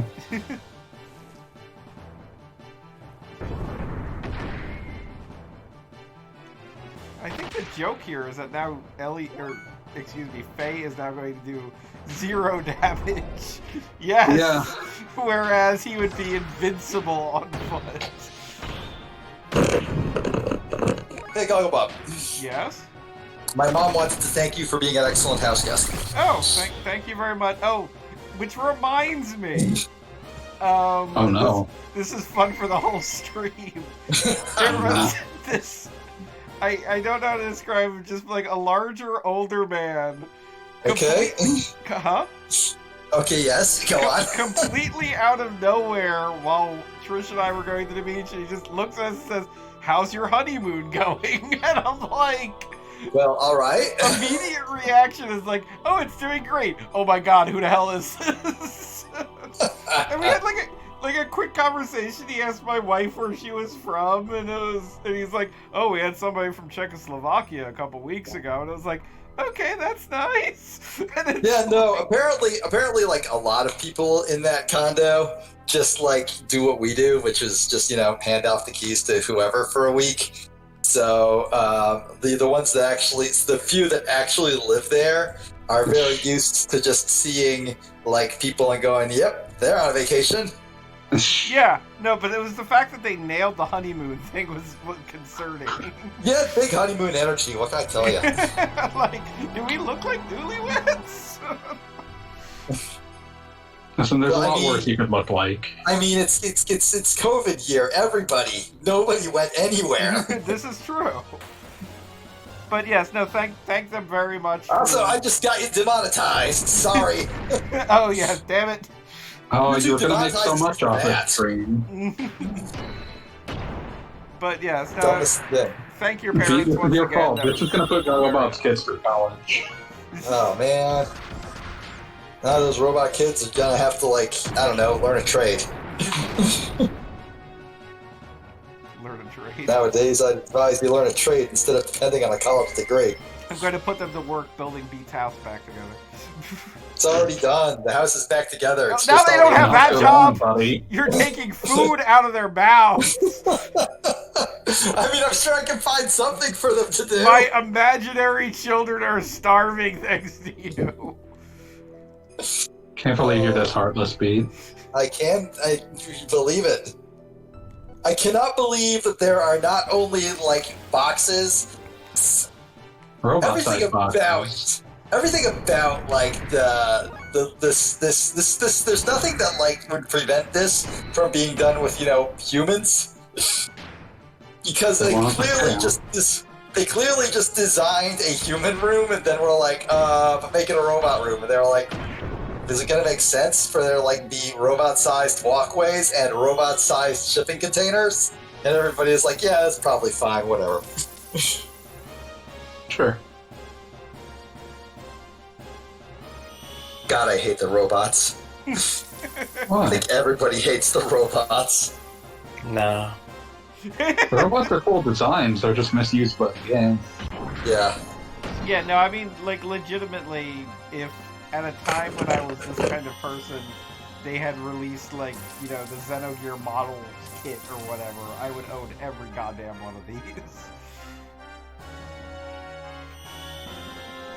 Waiting for original Veltal. Wasn't Veltal the one that they had a monologue? Is it not the original? Or? Original's a gear we have seen, but I guess you're not supposed to know it's called that yet. Ah, I see. Yeah, I was about to say, original Welltail does not mean the first Welltail that you see. I gotcha.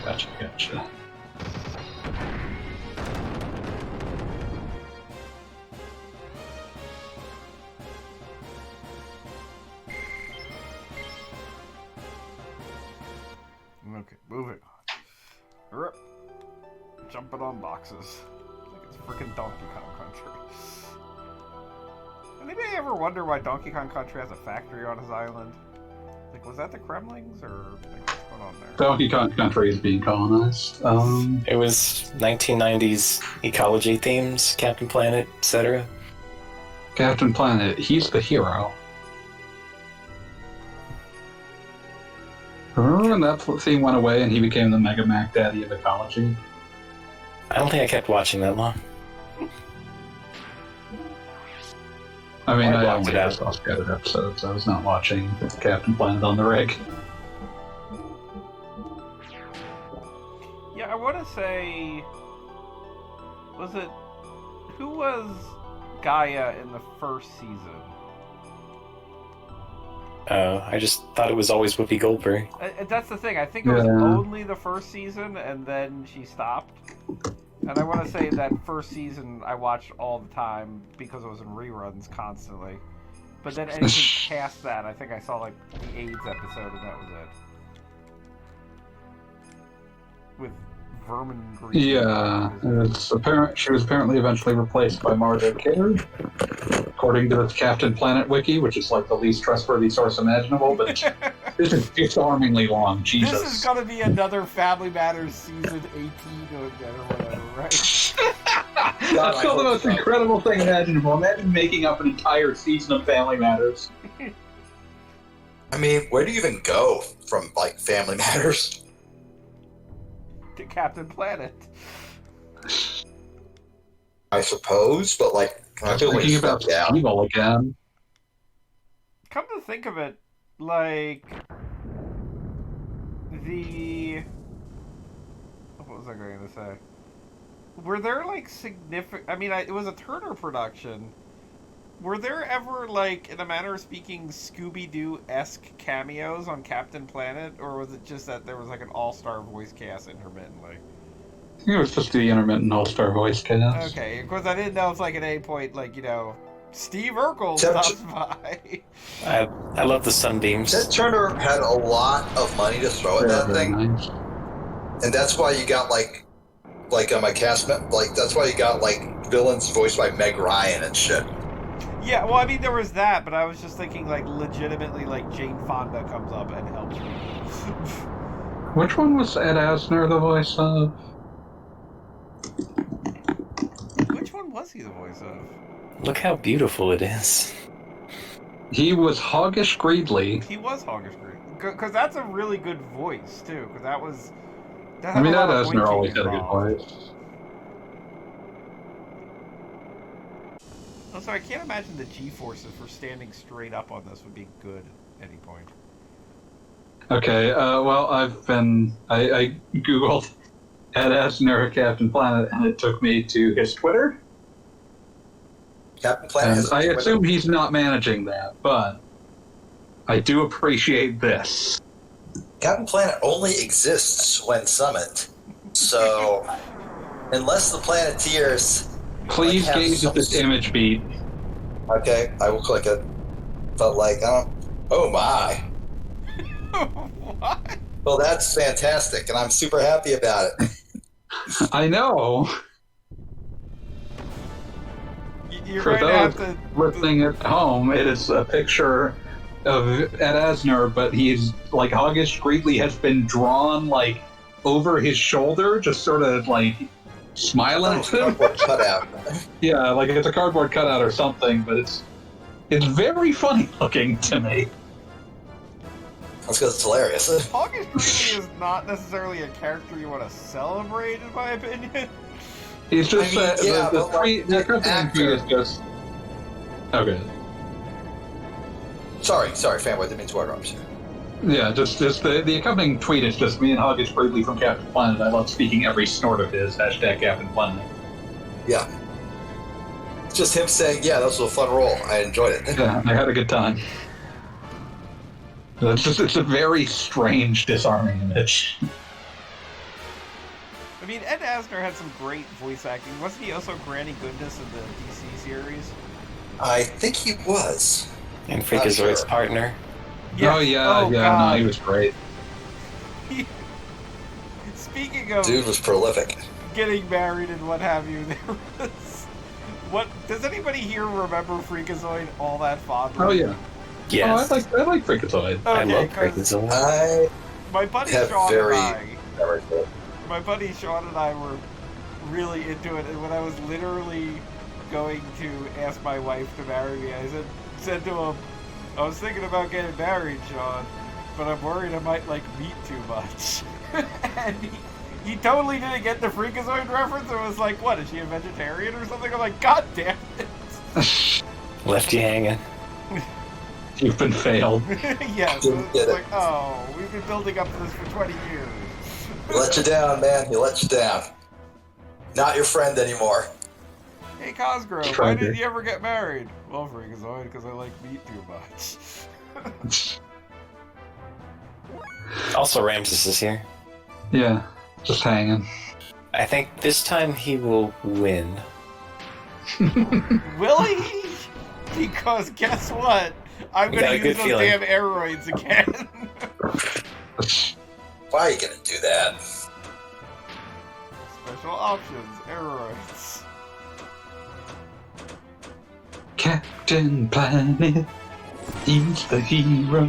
Watching these robots do karate kicks and stuff is making me think of how much I appreciated Big O for its world where the robots That worked. very obviously were barely able to move under their own power. Like Oh, where wow. every step was Giant just pulleys thunderous and and levers. plodding. And like one punch was literally you just got hit by 1,000 tons of metal because that's what it was. I was about to say, Those you are just robots. enjoy getting hit by a pile driver. Yeah, those were robots that that was a show that acted at least like it wanted to observe the square cube law, and just a little bit, not entirely, but just a little bit, and that was enough. All I can say, Observe Dave, is stay entirely. tuned. Captain Planet. Yeah, what What- crazy what do you- Germans involved in the gear that's coming up? Siebzen, unfortunately misspelled. We're gonna see not Schwarzwald. It's fucking awesome. No. Oh, way to get my hopes up, Kishi. In fact, you probably won't like the pilot very much. But Oh, God. Well, legitimately, as these things go... Well, we'll get to it when we get to it. We'll get there when we get there, in the fullness of time. I mean, maybe you will. One day. Did Ramses win? No, he did not. It's not over yet, Snake. It's not over till I say it's over. I will never forget how Never pissed did. off I was when I only beat the Twin Snakes, so this is already blasphemous. But I got so... But by the end of the Metal Gear Solid, I was just so sick of of Liquid miraculously surviving everything, including tanking like 80 shots from a mounted machine gun directly into his chest, and then dying of a virus. And I'm like, what, none of that other stuff I did to you killed you? You got a fucking cold? That's the point. You got a big health bar. That's why it's good. It annoyed me. I mean, yes, it does rule, but it is annoying. I'm not saying it's not cool and fun and stuff, but there was like a moment where I was like, you know. Trying to remember what, like, now I'm just remembering the bit in MGS4 where Naomi is giving, like, these baffling self-contradictory platitudes to Snake, and I'm trying to remember what they are. Snake, if you won't be a prisoner of fate, then go. Fulfill your destiny. Thank you, Kishi. I knew I could count on you. Was Naomi the one who, like, if you're like looking at the ground trying to track her, you can actually find the bra that she discarded, so like she wouldn't have a bra in the next scene? I think. Yeah, there's a bunch of jokey stuff you can find in that sequence.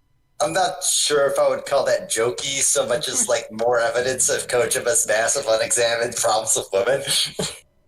They're heavily examined. He just isn't successful. He hasn't successfully dispelled them, but they're very examined. I think one of the greatest things Kylie ever said to me when I was talking to her about Death Stranding was, I just said to her, so it's just more of Kojima's unexamined issues with women? And she said, oh no, he examined the hell out of them and decided they were all great. It's definitely it's a very Kojima game. Yeah. I'll go along with that. I've heard good things about Death Stranding. My understanding is it's not a game I would enjoy, but it's a game I would respect. That's everything I've ever heard. Like, I hear about what happens in it, and I hear about what the gameplay just straight up is, and I'm like, well, that sounds like nice for somebody. Yeah, I'm sure somebody dug it. I'm a big fan of things that no one else would make, so... Yeah, you know, I'm glad it exists. That doesn't mean I want to play it.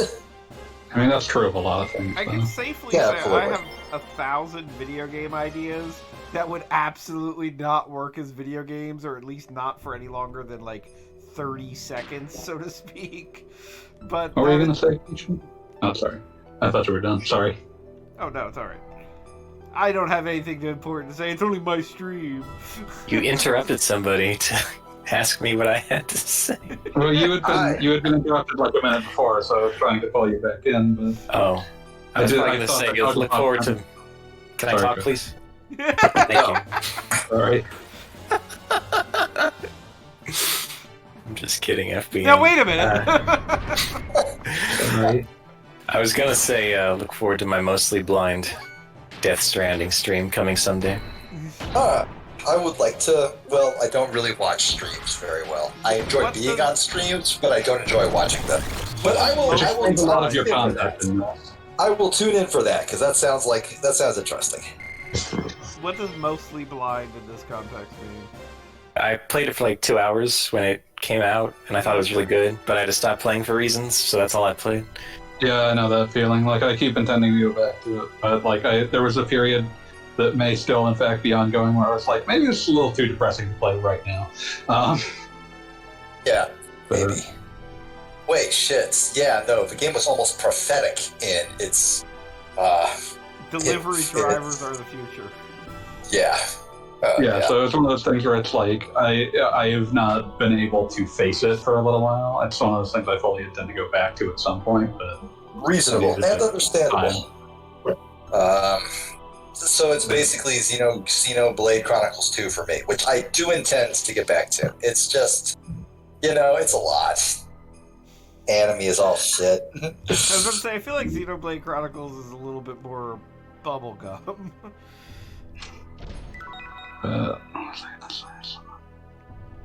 It's a game with aspirations, and hey, it's one of the least loosely connected Xeno series.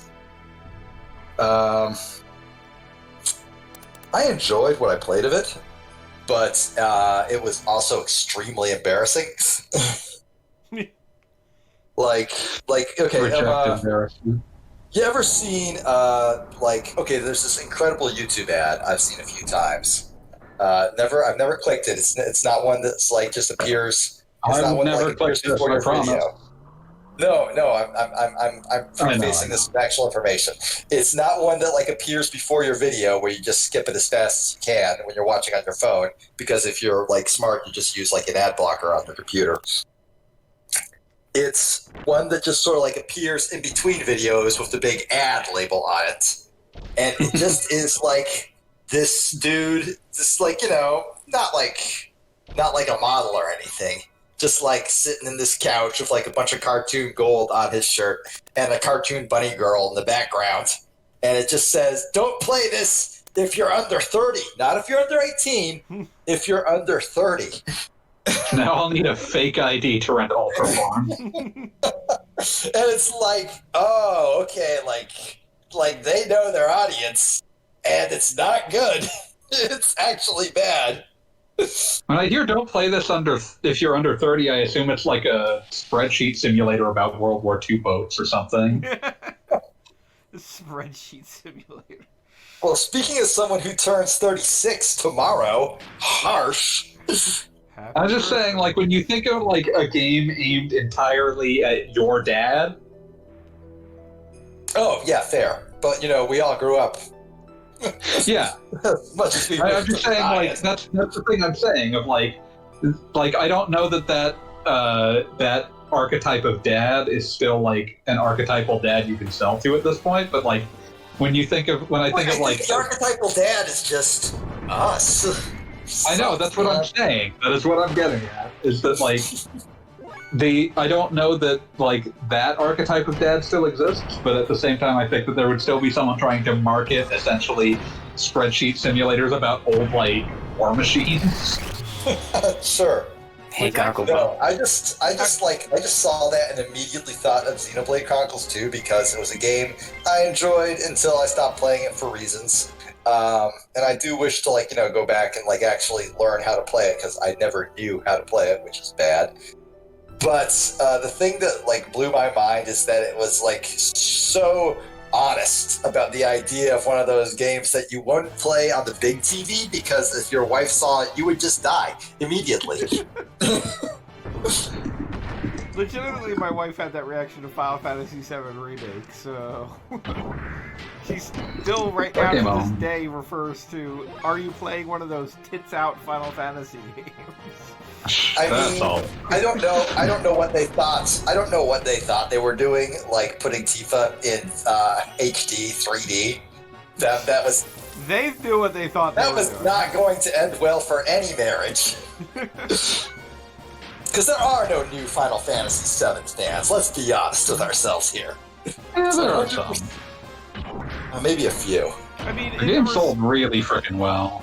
I could see being a teenager right now and being it could go either way. Are teenagers right now seeing Final Fantasy VII as oh, this is the Citizen Kane of my father's generation?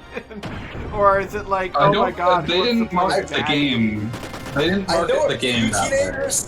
I know a few teenagers on the Twitters, and the impression that I get is, most of them just want to look at anime boobs.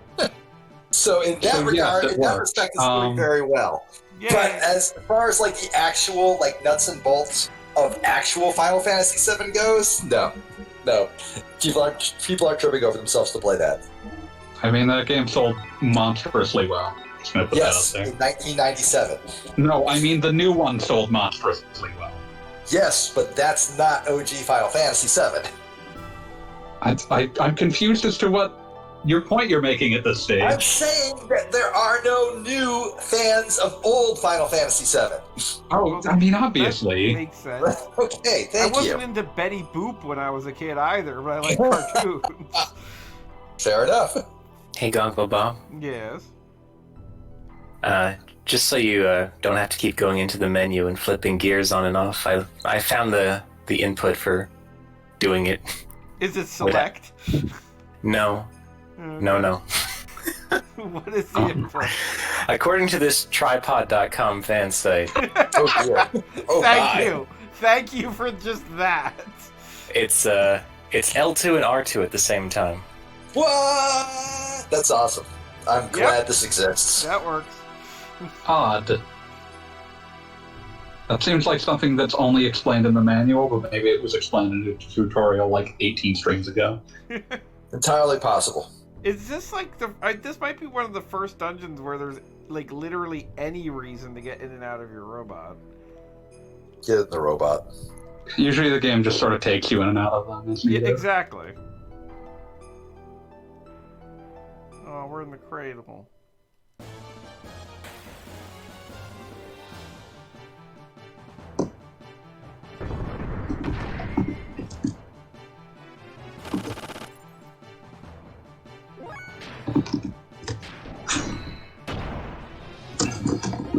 Oh yes, as I was saying about dads not existing anymore or whatever. I was actually reading a article. Dads still exist, dude. Dads totally still exist. Well, dads is That Yoda. type of dad.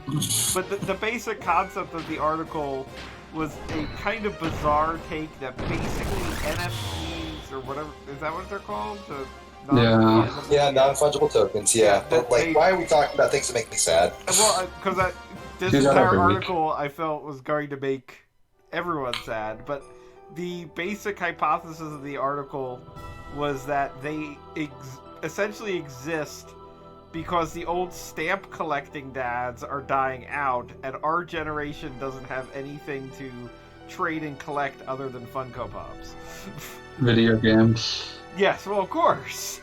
Like, this just reminds me of how, like, the equivalent of the dad among our group and generation, the equivalent of the dad who has a shitty old car he's restoring in the garage is now the person who is like constantly tinkering with and updating some combination of a Raspberry Pi and a Mister.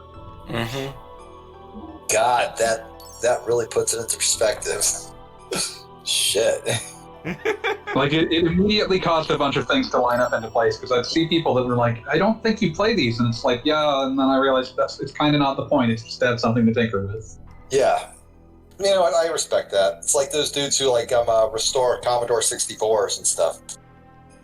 It's just something to fill your time with, and it's it just a reminds you cool of things that you liked when you were young. Yeah, it's just a cool thing to do. But Why? Tinkering. God. What's much worse than that, much worse than that, and I'm going nothing to either good comes with a statement like that. and I'm going to either blow your collective minds, or you're all just going to say, yeah, no, obviously. It's going to be one or the other, no middle ground. The current generation of fan that only watches the Nintendo Directs but doesn't actually buy any video games Mm-hmm. is the mom who always is looking up recipes but never cooks. Yeah, kind of. It kind of makes sense. It's just something to do. Yeah. People do a lot of things that are just like I mean, you know, a lot of entertainment is just putting yourself in a situation where you can obsess over something of no consequence, and being of no consequence is an important part of the appeal. Oh yeah. This is the lack of consequences is very important. Recently, I have been watching a lot of cooking videos for recipes I have no intention of making. Hey, Oh, yeah, that's no, problem. I've been fucking watching 8-bit guy like VIC-20 restoration videos. I'm not gonna fucking restore a VIC-20. It's just relaxing. Yeah. It's nice to see something that was filthy and broken be put back together. I also like those challenge videos, like where they route a ridiculous course through a video game where you're like not allowed to use certain buttons or whatever. Those are great. Oh, those give very- me anxiety. Those make me happy. It's just cool to just kick back, relax, and watch. In this case, most of the time, C. McCraft or Waluigi goes wah. Figure out like how to do something totally ridiculous in a video game. Those are my two favorites right now because they're not big enough to be like huge, and you can like still like talk to them on Twitter, and they'll talk back to you. Aw.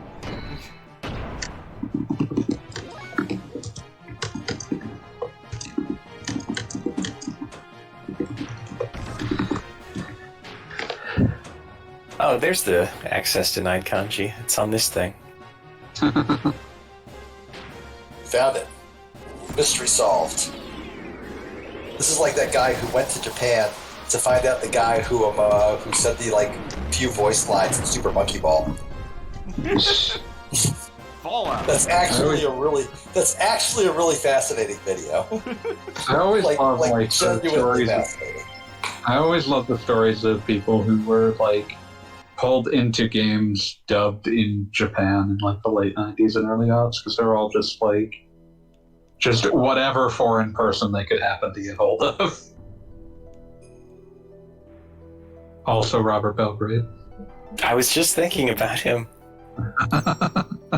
I was looking at that old semi-obscure Namco arcade game, Mock Breakers, Newman Athletics 2.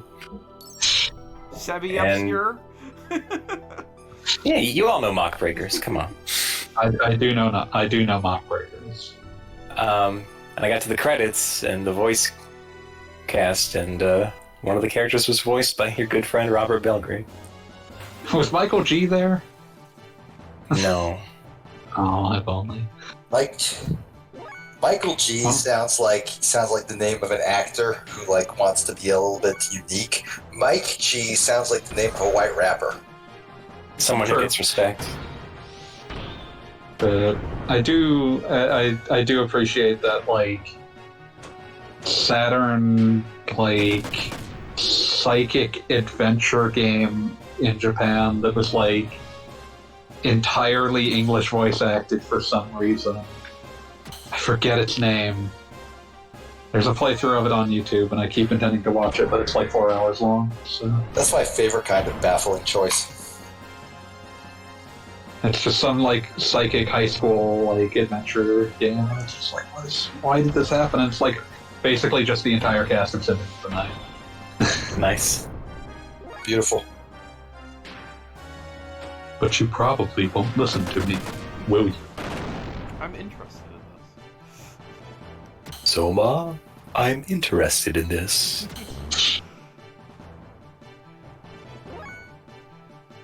Remember when they put Alucard in Dawn of Sorrow and he just has like a horrible outline around him? Don't remind me. I didn't mean to hurt Yukishi. I should have realized what that would do. And to justify Alucard having the same clothes he did in like the late 18th century, he makes some line about how he had to unlock his powers, like he's a magical girl or something. No, that I meant to.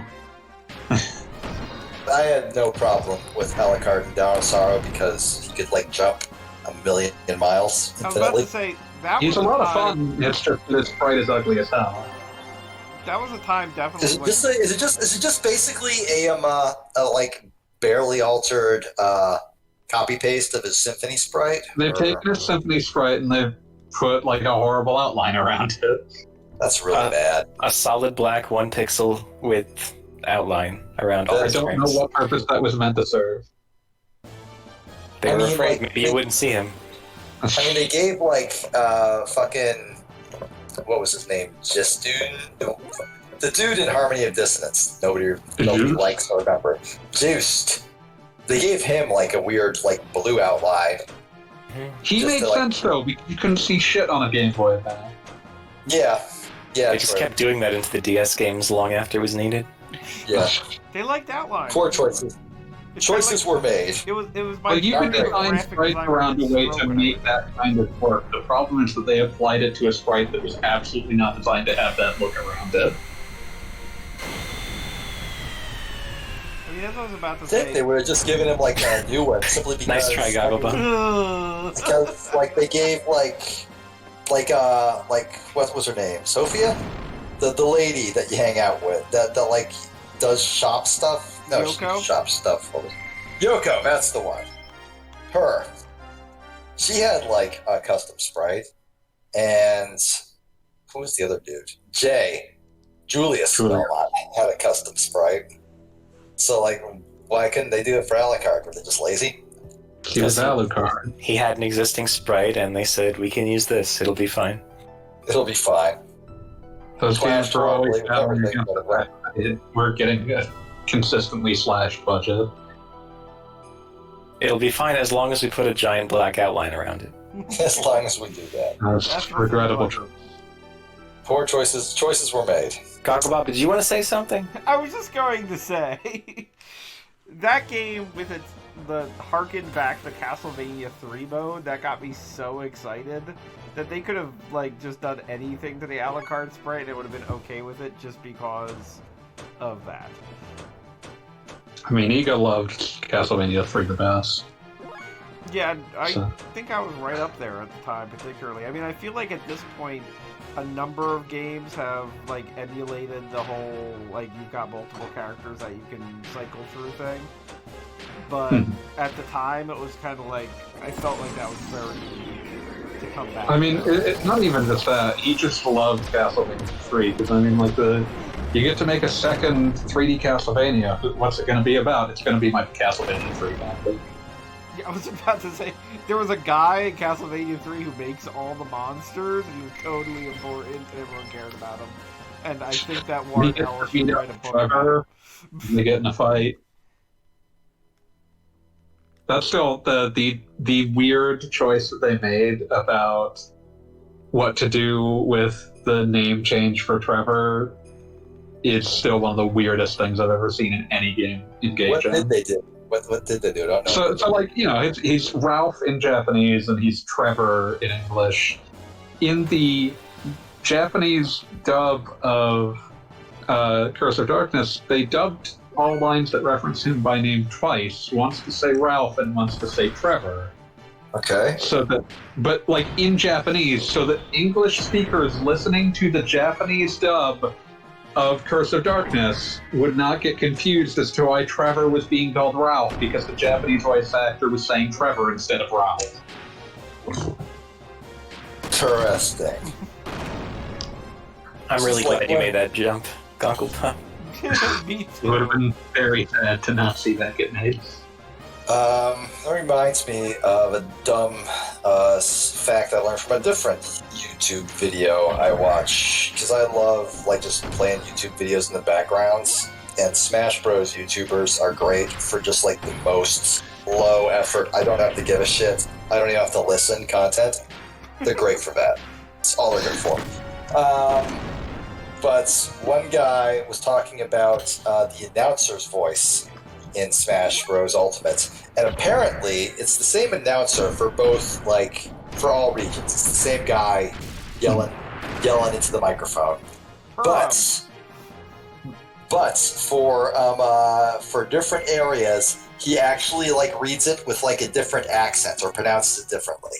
Like Byleth has a different pronunciation for the English and Japanese one because they would say it differently. So they said, okay, say it again, but say it like this for that one. That's hilarious to me. And also, That's localization, baby. it makes perfect sense. Like it's actually a really good choice, but like it's a weird choice.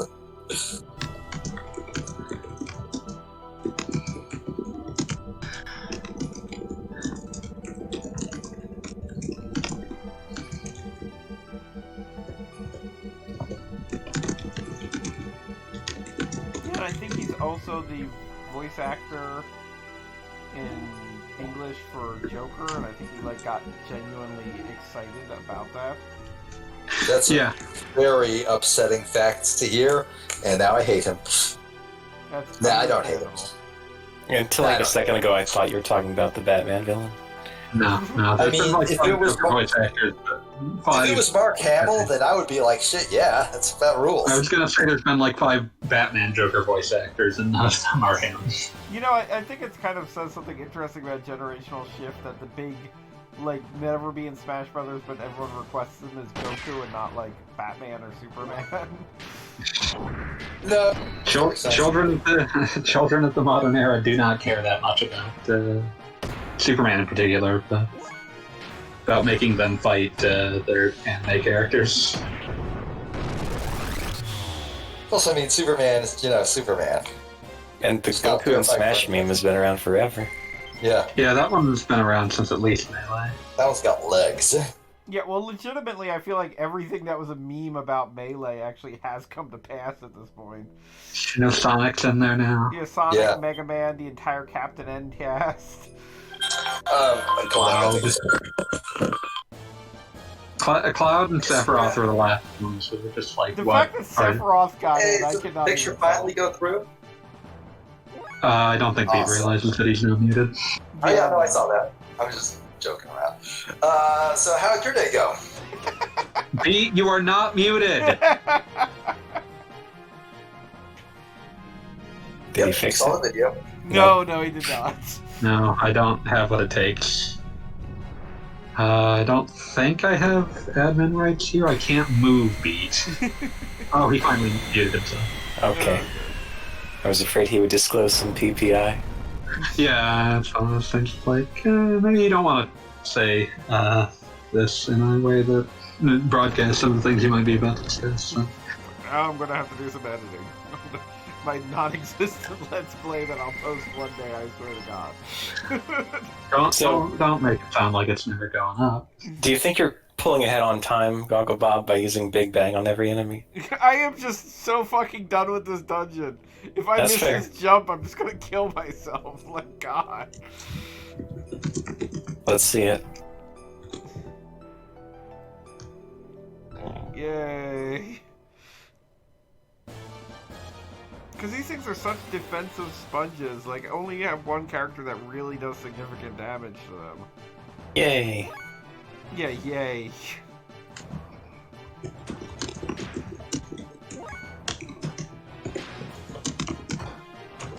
I guess now that there are roads all over the walls, it's a little clearer. These things are, in fact, traffic blockades. And we're, like, literally riding them in some cases. Like, that's why they were fighting them so long. Yeah, it's Also cool. moving platforms. It's like there's a relationship between the battles and the field, like in Chrono Trigger. Right. And this is also the kind of thing that I feel like if... I have no idea exactly how it would work, but I feel like there's a universe wherein your opponent turning into a moving platform makes a little bit more sense than what we're doing. Maybe. like flipping over a turtle or something.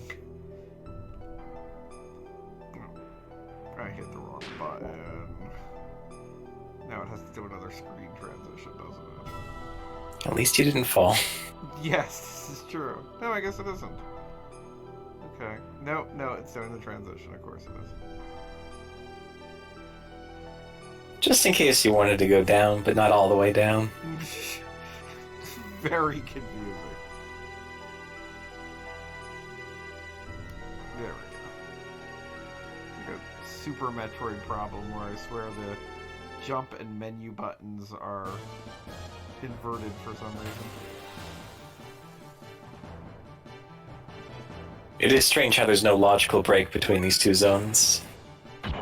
Yes. Just ran out of memory, so here's the transition. It's like now we're in a different area, just deal with it.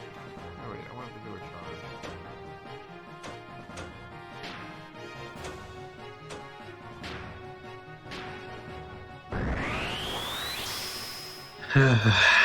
It was inevitable that the Tower of Babel basically ended up being some video. Very much inevitable. Well, I mean, we're not done yet. God help me if I fall off of some part of this.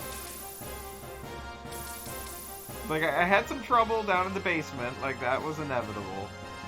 Like, swinging on ropes with absolutely zero animation is always fun for everybody.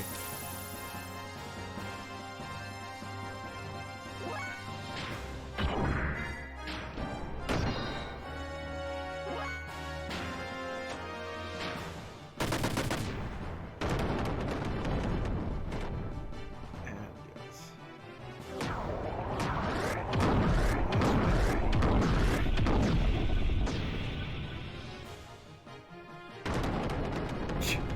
I have never seen that one before. Creature just suicides itself against me. It's been a while since I've seen that. Yeah. Well, anyway, moving on. Stupid tower. Stupid random encounter. Stupid. My character starts standing still and the map disappears and I know exactly what's happening. You know, I found it interesting that the Saga Frontier remake announced that, like, everybody gets a run command. I really thought that already existed in that game, but I guess not. I don't recall being able to run from encounters. Yeah, no, I mean, that's the thing. Like, I kind of thought it was already in there, but then I thought about it and I'm like, no, it isn't, is it? Yeah, no, there were definitely encounters when I first played it where I was thinking, like, I would like to be able to get away from this, but I don't think you could do that. Oh, there's just so much of Saga Frontier is like a complete slog as far as I'm concerned. I have no idea No, I love every tech, but it's just extremely hard. Yeah, well, I'm curious how the New Game Plus is going to run. That's legitimately the reason I haven't replayed it as an adult, is that, like, I cannot stand, like, having to do the same magic dungeons over and over again for every 7 adventurers. I just really appreciate that Kawazu is still at Square and ready to make sure that they put a lot of time and spit polish into their Saga re-releases. I was about to say, inflict this on a new generation. I was gonna say he's really ready to show everyone his D&D books. He really wants everyone to know. Like, again, the funniest thing I think I've seen on Twitter in a number of years is Akitoshi Kawazu tweeting about how he was, like, how much he loved, like, old D&D, and then, like, people advising him on where he could buy D&D 5e books, and him happily tweeting that he was going to go buy them. Nice.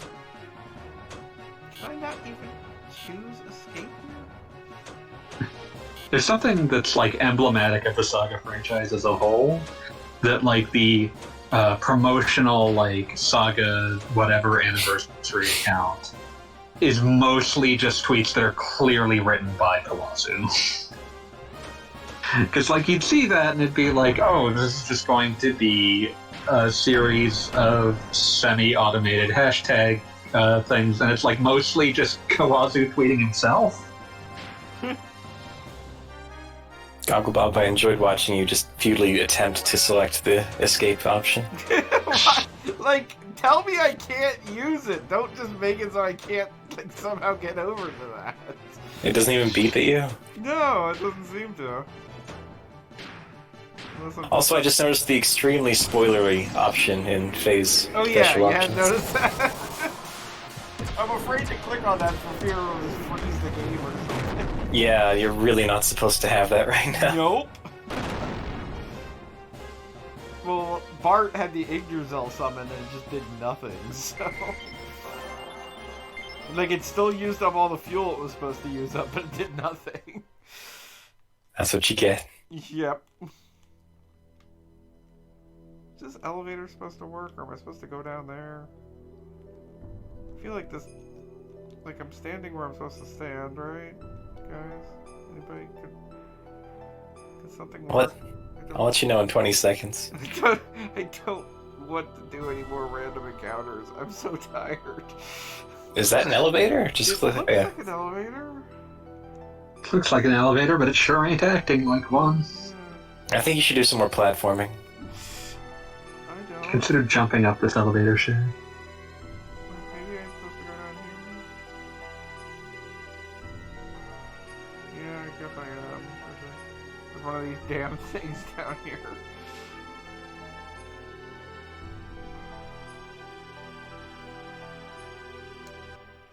Yeah, I know, there's a battle, thanks.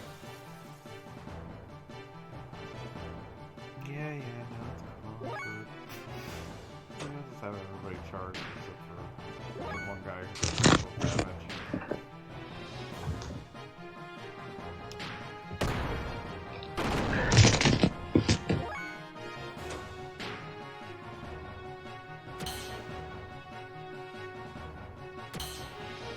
Oh, yeah, good. Everybody attack Ellie, that's fair.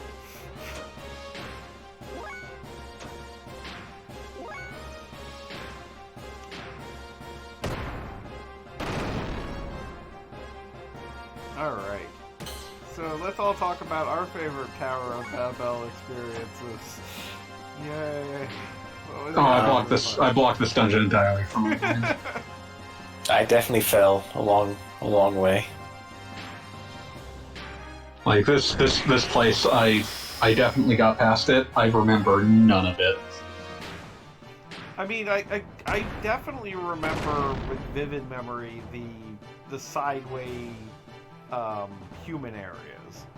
But I will admit that these, like, fighting these things to be elevators, like, just completely blacked out of my mind. Like, I know what the boss of this area is going to be, and, like, damned if I remember, like, what actually prompts that fight to occur. The answer might surprise you. Or, to be more precise, the exact area where it occurs. Let's go with that.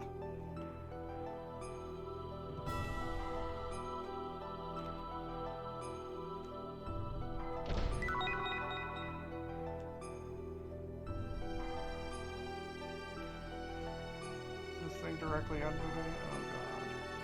Oh Oh, this jump. god. Ah, fuck you, game. Just look at it.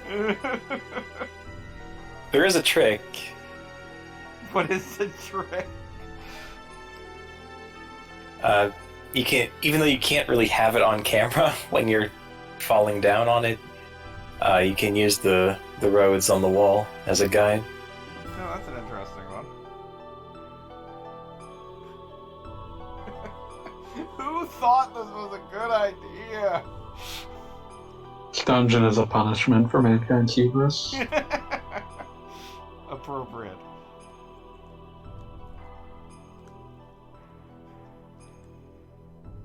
So wait, can you... Is it like... Like, should I be jumping from here? I think it's basically up against the wall. It is against the wall. Okay, so I should be jumping from the top. God damn it. Can't wait to see this. This is a true Tower of Babel experience. It would not be a true LP of this section if you didn't keep fucking up and falling off. I like the layout. I can't wait to see this. I'm suddenly back. Finally. Alright. What the hell? We had an What ice happened? cream social while you were gone. Oh my, really? I actually How, tried to stream an ice cream. how very nice. How very pleasant.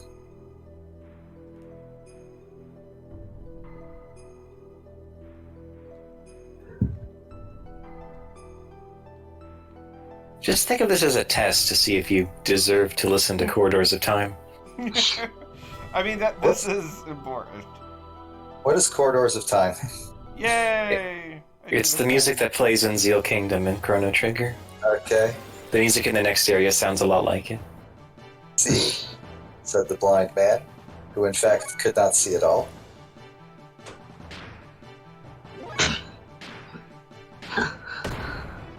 Having to fight the elevators just feels like insult to injury. Elevator battle! I mean, You only at have to least- fight them once. At least they're not moving before you jump on them. I'm just saying, like, having to actually fight them is just like... So if I lose, I have to redo the If I miss, I have to redo the platforming. If I hit it, I have to actually fight it and waste my time doing that. I'm actually having an easier time of it just literally only using one character. Everybody else can just charge up and then have some heroic later. It might be better if they were a unique enemy, only found here, not through the entire tower. Yeah, that too. But then again, I guess you can prepare for them. There are like 3 total enemies you can encounter in this tower, and that would not be a problem if it weren't for the fact that it's so long. That feels like a very small list, and I'm not sure why. I mean, like, when this stupid jet appears, I get excited because it's at least not that one thing. It's not the elevators again. Yes. Like, it's got issues on its own, but at least it's not that one thing. I missed like the last, I don't know how long my phone call was. You missed nothing. Okay. Yeah, you mostly missed Goggle Bob falling off and missing the elevator. Talk about Just the blind jump. Just falling off the ledge over and over.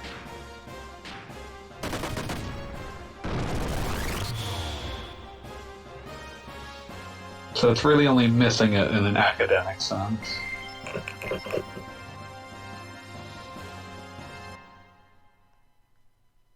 Ba, ba, ba, ba, ba, ba.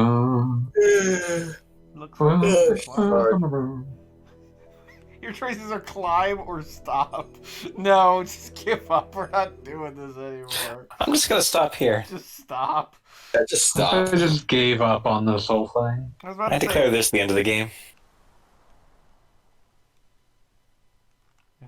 I always like when you have an arena like this Oh, it's a save point. at the save point, and it's like you kind of want to gently like nudge over to the save point. Like I don't want to activate whatever is inevitably. There's going to definitely happen something here. in the middle of this. I don't want to touch it. Absolutely something in the middle. So what's this extra save this week? Soul Blade, Do right? you want to guess? Yeah, you got it. Okay. Yeah, I never... The one time that I rented Soul Blade, the disc was scratched and I couldn't play it. So Oh, I wouldn't played have been Soul able- Blade so much. Well, the thing is that I rented Soul Calibur later, and like that was fine for me. Yeah, no, Soul Blade. I mean, Soul Calibur is a good video game. I feel Soul like Calibur, not enough people talk about that. Or is it Soul Blade or Soul Edge on the PlayStation? It's Soul Blade on the PlayStation. It's Soul Edge in the arcade. Okay, I feel like not enough people talk about the fact that the ultimate unlock for Soul Blade is just Sophitia wearing less clothing, and like I mean, Which was the style at the time. right, Yeah. and it's just like it seems that's like something hardly. that literally doesn't come up. I mean, I feel like a lot Hello. of people started with Soul Calibur 2. I mean, that's one of the rewards in fucking Resident Evil 5, for Pete's sake. Pete, here's your still? classic super robot.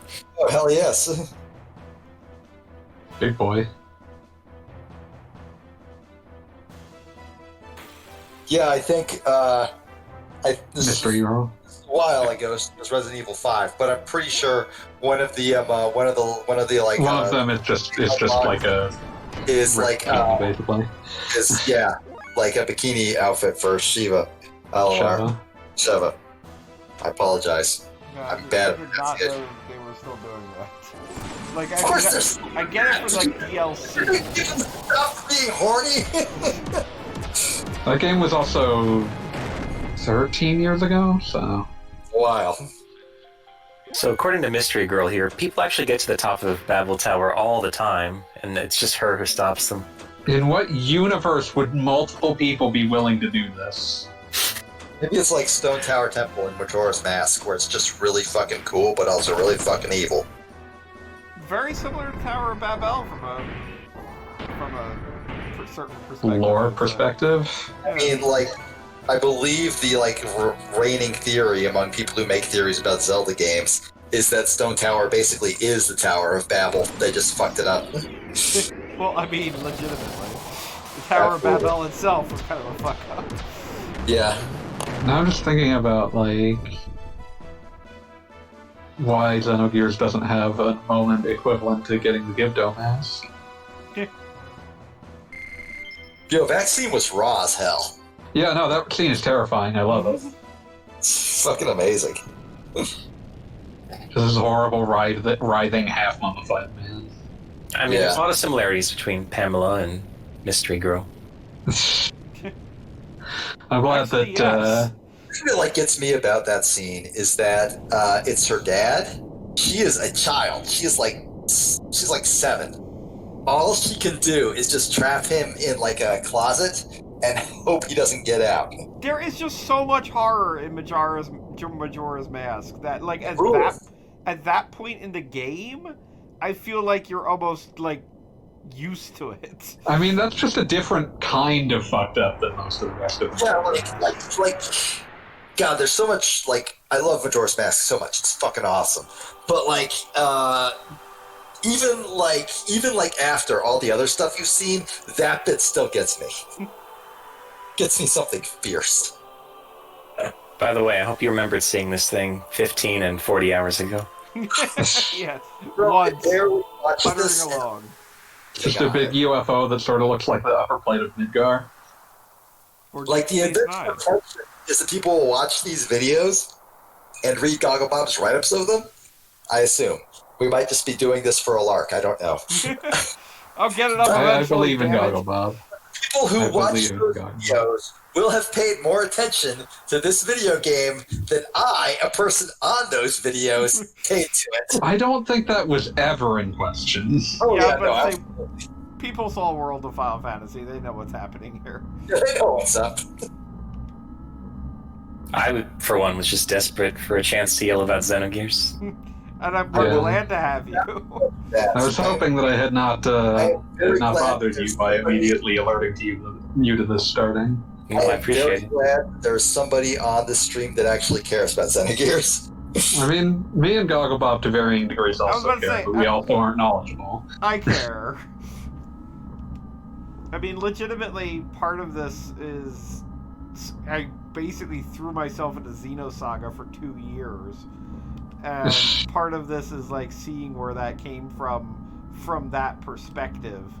And legitimately, the last time I played this game, like all the way through, solid, like actually paying attention to it, I was kind of a dumbass teenager. So like, it is kind of interesting to come back to this and be like, ah, yes, I was a dumbass teenager. There are ideas that work in this. There are also a lot of ideas that don't. It's awesome, though. A+. Faye, you have met like 6 people with names. Maria Balthazar. That's right, Old Man Bal. Beloved character. Remember him? Remember that one?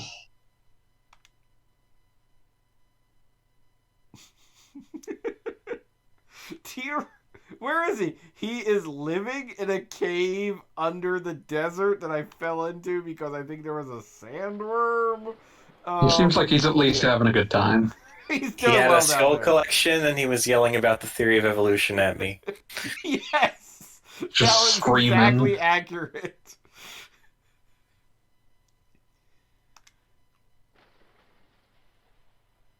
And also, for those Xenosaga fans, you will remember in Xenosaga Episode 3, there's an echo character of Maria that exists for no explicable reason.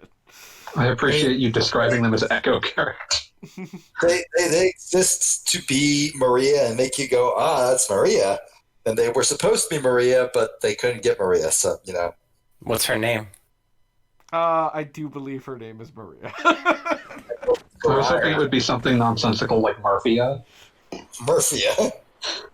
Look, if her name isn't Maria, it's just like Maria. Like Myrrh. That's a name people have, but Myrrh. I mean, she's got her own little robot. She wears goggles. She's I like a searched teenager. Xenosaga Maria and I just got Mary Magdalene. No, that's a Yeah, different character. That makes sense. Oh, here she is, My Magus. Ah, there you go. Yeah, this looks a lot like her, but she doesn't have the drill hair. Yeah, well, she's a little What's older. even the She got point then, over it. clearly? Right. But she's still got a little robot, and she's got father issues that are very similar. And she is also, like, thrice damned, like this dear little girl. All I can think of now is the Voodoo Girls, Glow Skulls line, which is just younger girls like us because we remind them of their dads. Wow. True. Within the context, he's talking about being a punk rock band, not sexual. There's nothing sexual about punk rock. I mean, but in that specific case, it was not necessarily a sexual thing. In that specific case. In that specific case.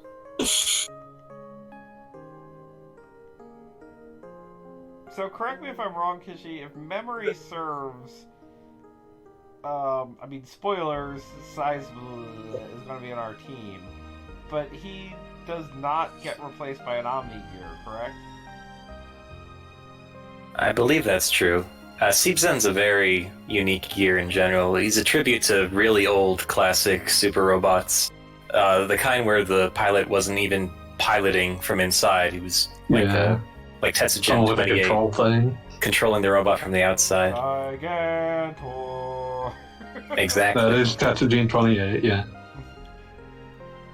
But yeah, this is the first gear that we're getting that isn't going to be outright replaced at a later time.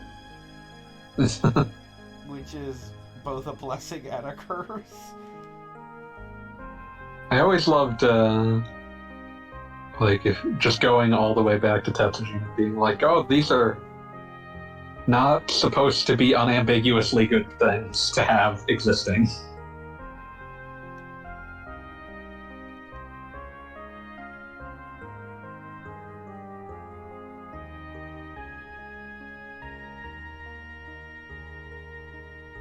God, I love this music.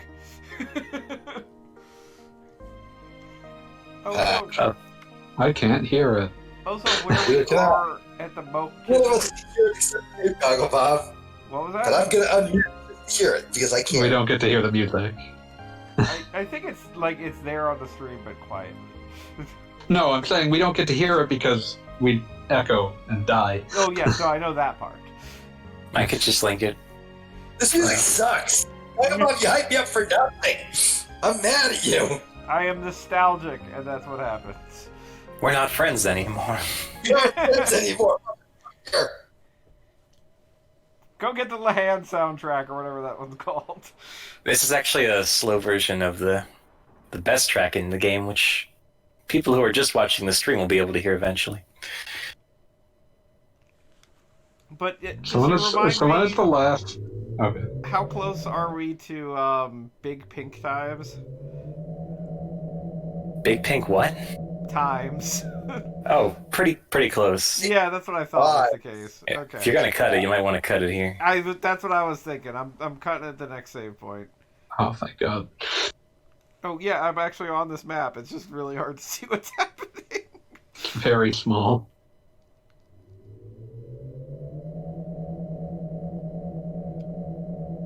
I forget how far this is in the game.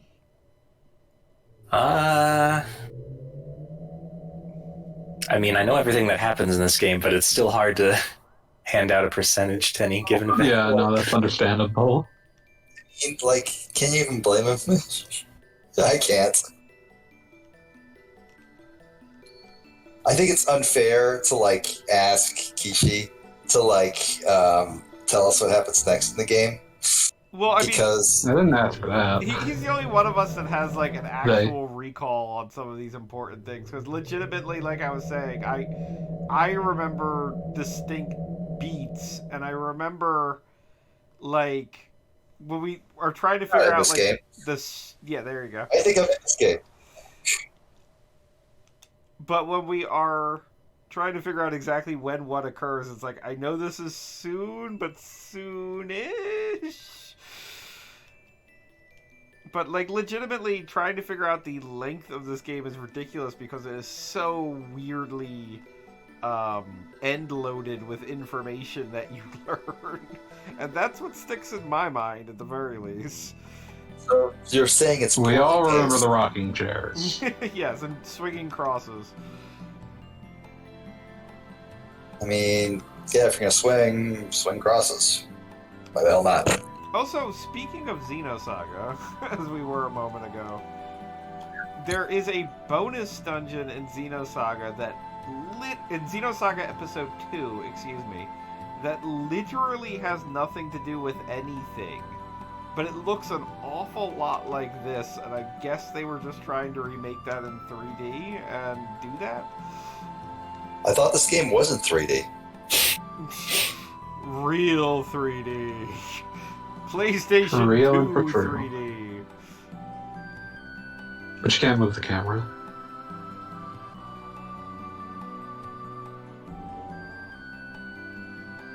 The platform will be happy to give you a ride. This place makes me retroactively sad. I've made myself feel bad. Alright, we are going to call it here for the night. Because stuff definitely happens here. So that's your tease for next week. Assuming we don't get distracted by something shiny. Nah. Oh, there's people in the chat? How long has that been happening? No, It's it's just just Kishi. It's Yeah. Kishi. Thank God. I thought we had viewers. So...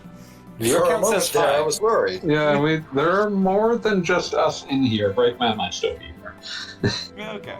But, well, anyway, legitimately, I want to thank everybody who actually was watching and everybody who participated. And we will pick this up likely next week with more fun in Shavat and, as was covered, possible Big Pink times. So, everybody have a good night. Thanks for coming. Yeah. Good night. Peace.